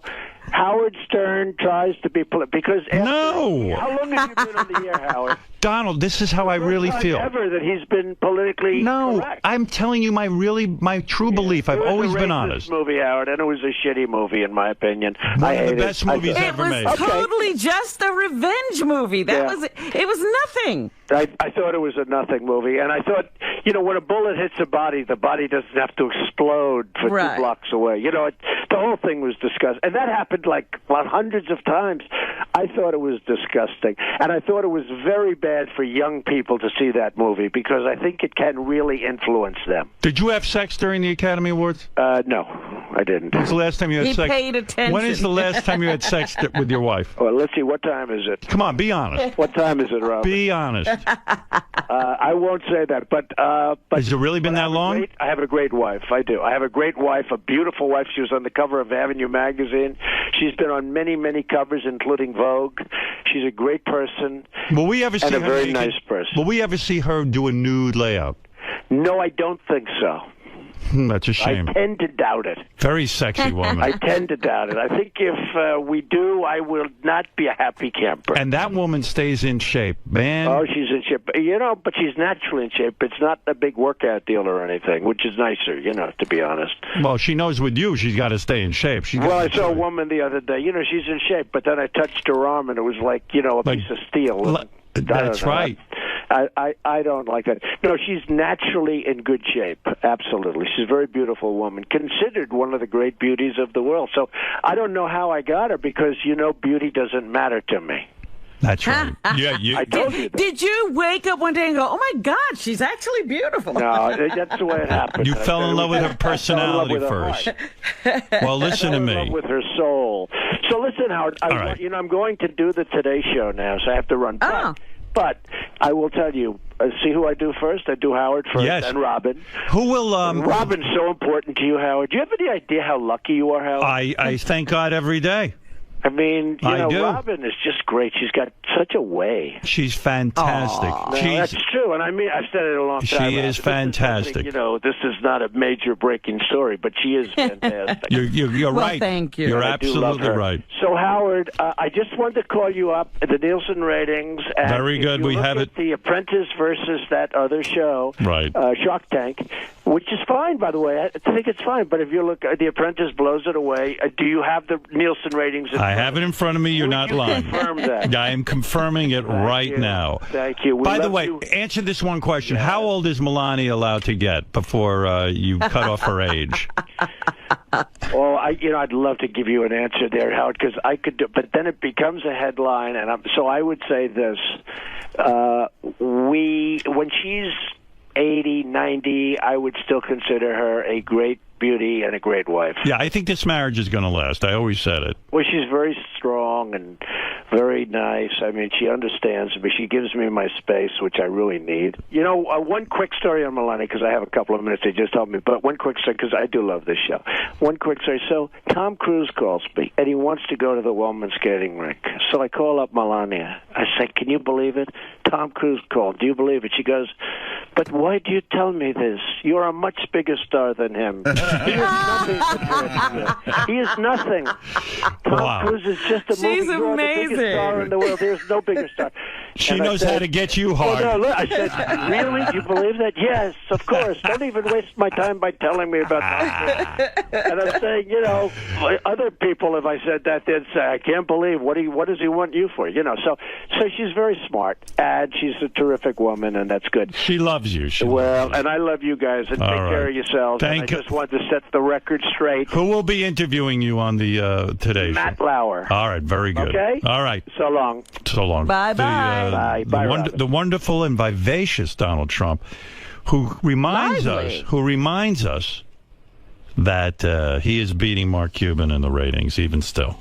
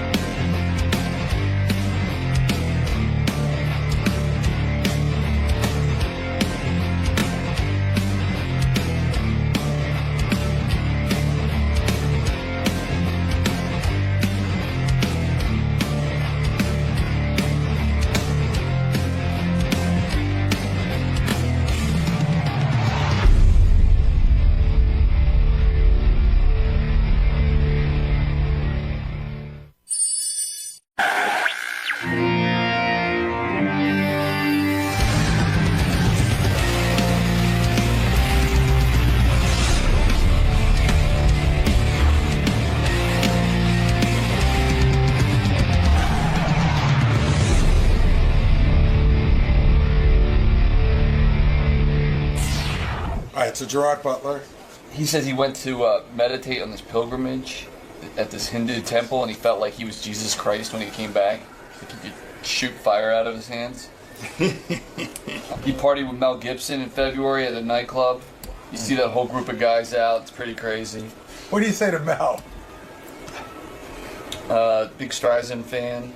You know, he's one of these guys that does all these crazy things. He took this motorcycle trip in India, got sick from drinking from the Ganges River. People shit in there and died. Gerard Butler's in a new movie. Look at you, still as handsome as ever. I'm all right. I'm exhausted from my vacation. Oh yeah. I worked the whole vacation. My audience thinks I was off. I was working. I got 2 jobs now. What were you working on? America's Got Talent. America's Got Talent. Yeah, right. It doesn't seem like Americans Got Talent. Yeah, it's no, I said America's Got Talent. I know the name of the show. I've seen it. I got to tell you, you know what it is, Gerard? It's like, it was long. You know, people don't think that's work, but it was. It was exhausting. It took me like 3 days to recover from it. Is that right? What, emotionally exhausting or just the... Well, I would tell you about it, but my audience was so cruel about me talking about it last time that I'm gonna just concentrate on you right now. This is a Judd Apatow thing, yeah. Yeah. Well, yeah, he didn't like when I talk about it, so fine. Let's give Judd Apatow his wish. Well, maybe I shouldn't talk about it, and I'll never have the opportunity of working with Judd Apatow. Hey, you know when you talk about a guest coming in,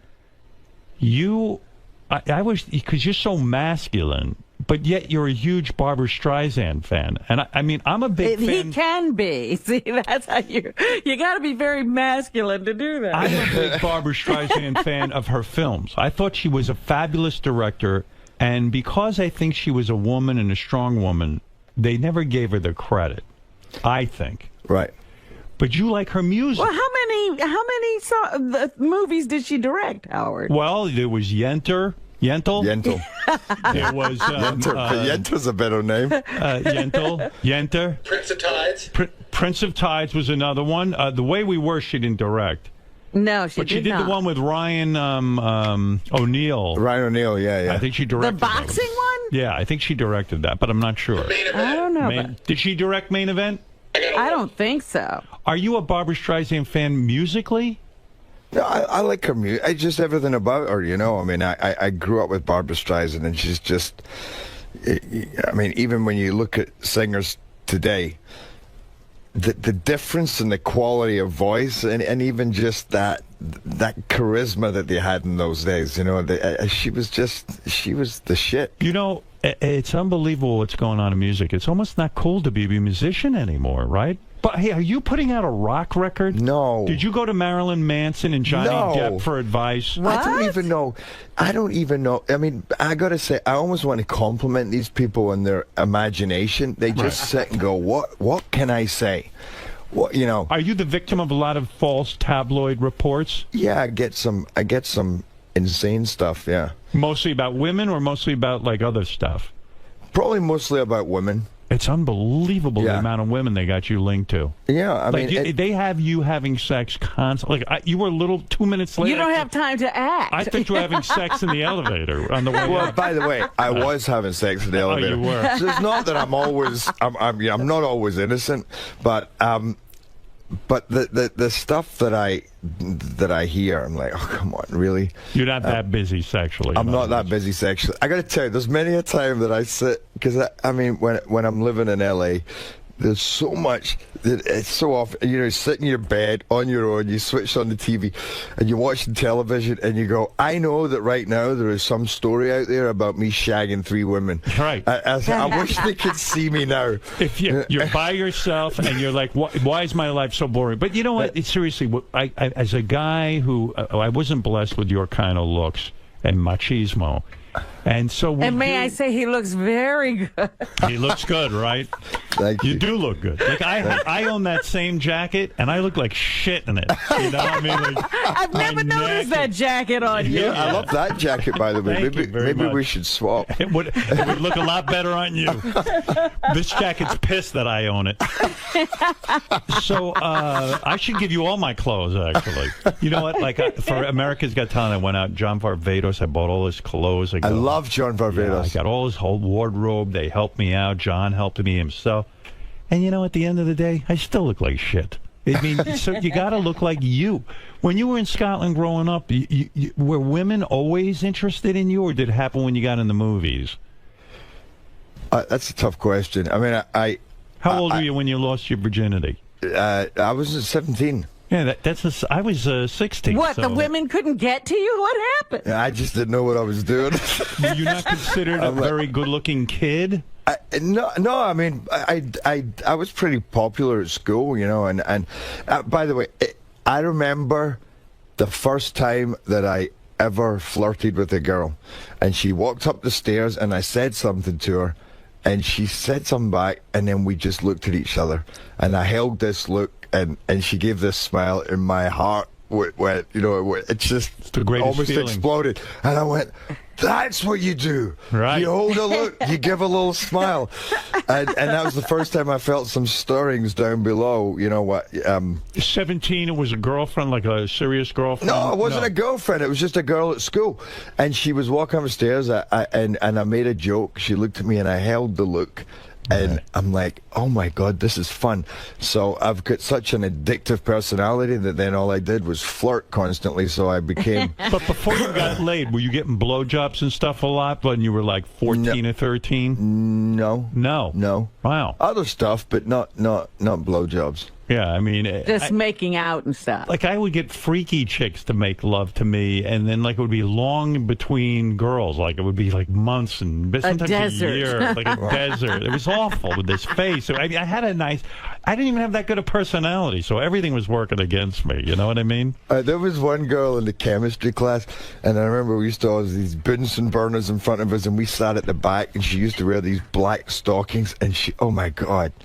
I would get so turned on, and we'd start putting our hands in each other's legs as a dare, you know, and start working our way up to see where we would get to. Really? Yeah.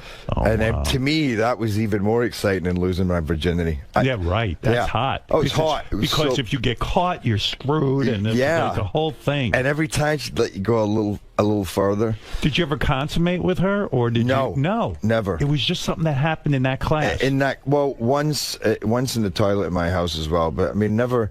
What do you mean? She actually came over and she started to screw around. Well, in there's the a crowd of us over at my house, and we ended up in there kissing and kind of pressing against each other, and it was like it was.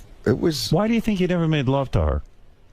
I didn't know what I was doing. I mean, you were that, yeah, right. Did porn help you learn how to do? No, I wasn't. That's what I learned from porn. From really? porn, yeah. Okay. That's why he was arrested several times. yeah, I think you were supposed to just rip a woman's clothes off and do whatever you wanted to her. I didn't know you had to ask permission. Okay, you're leading me to so many. I went through to my brother's house to visit him in Edinburgh when he was a student. I just started law school, and the guy in his room had a box, I swear to God, 4 feet high, full of porn magazines. I didn't have any porn magazines, and he was throwing them out. My brother said, "Do you want some of these?" And I was with 3 of my friends who were all law students, and I took a bunch. We get in the car, we drive back to Glasgow. I'm going into the university. And they dropped me in the middle. It's this street that everybody crosses. Everybody who's in the university, they all cross.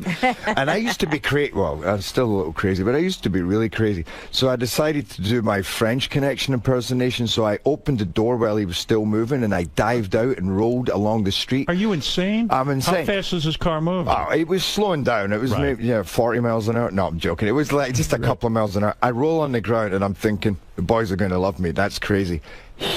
My buddy Diarmid gets out the car with all the porn magazines.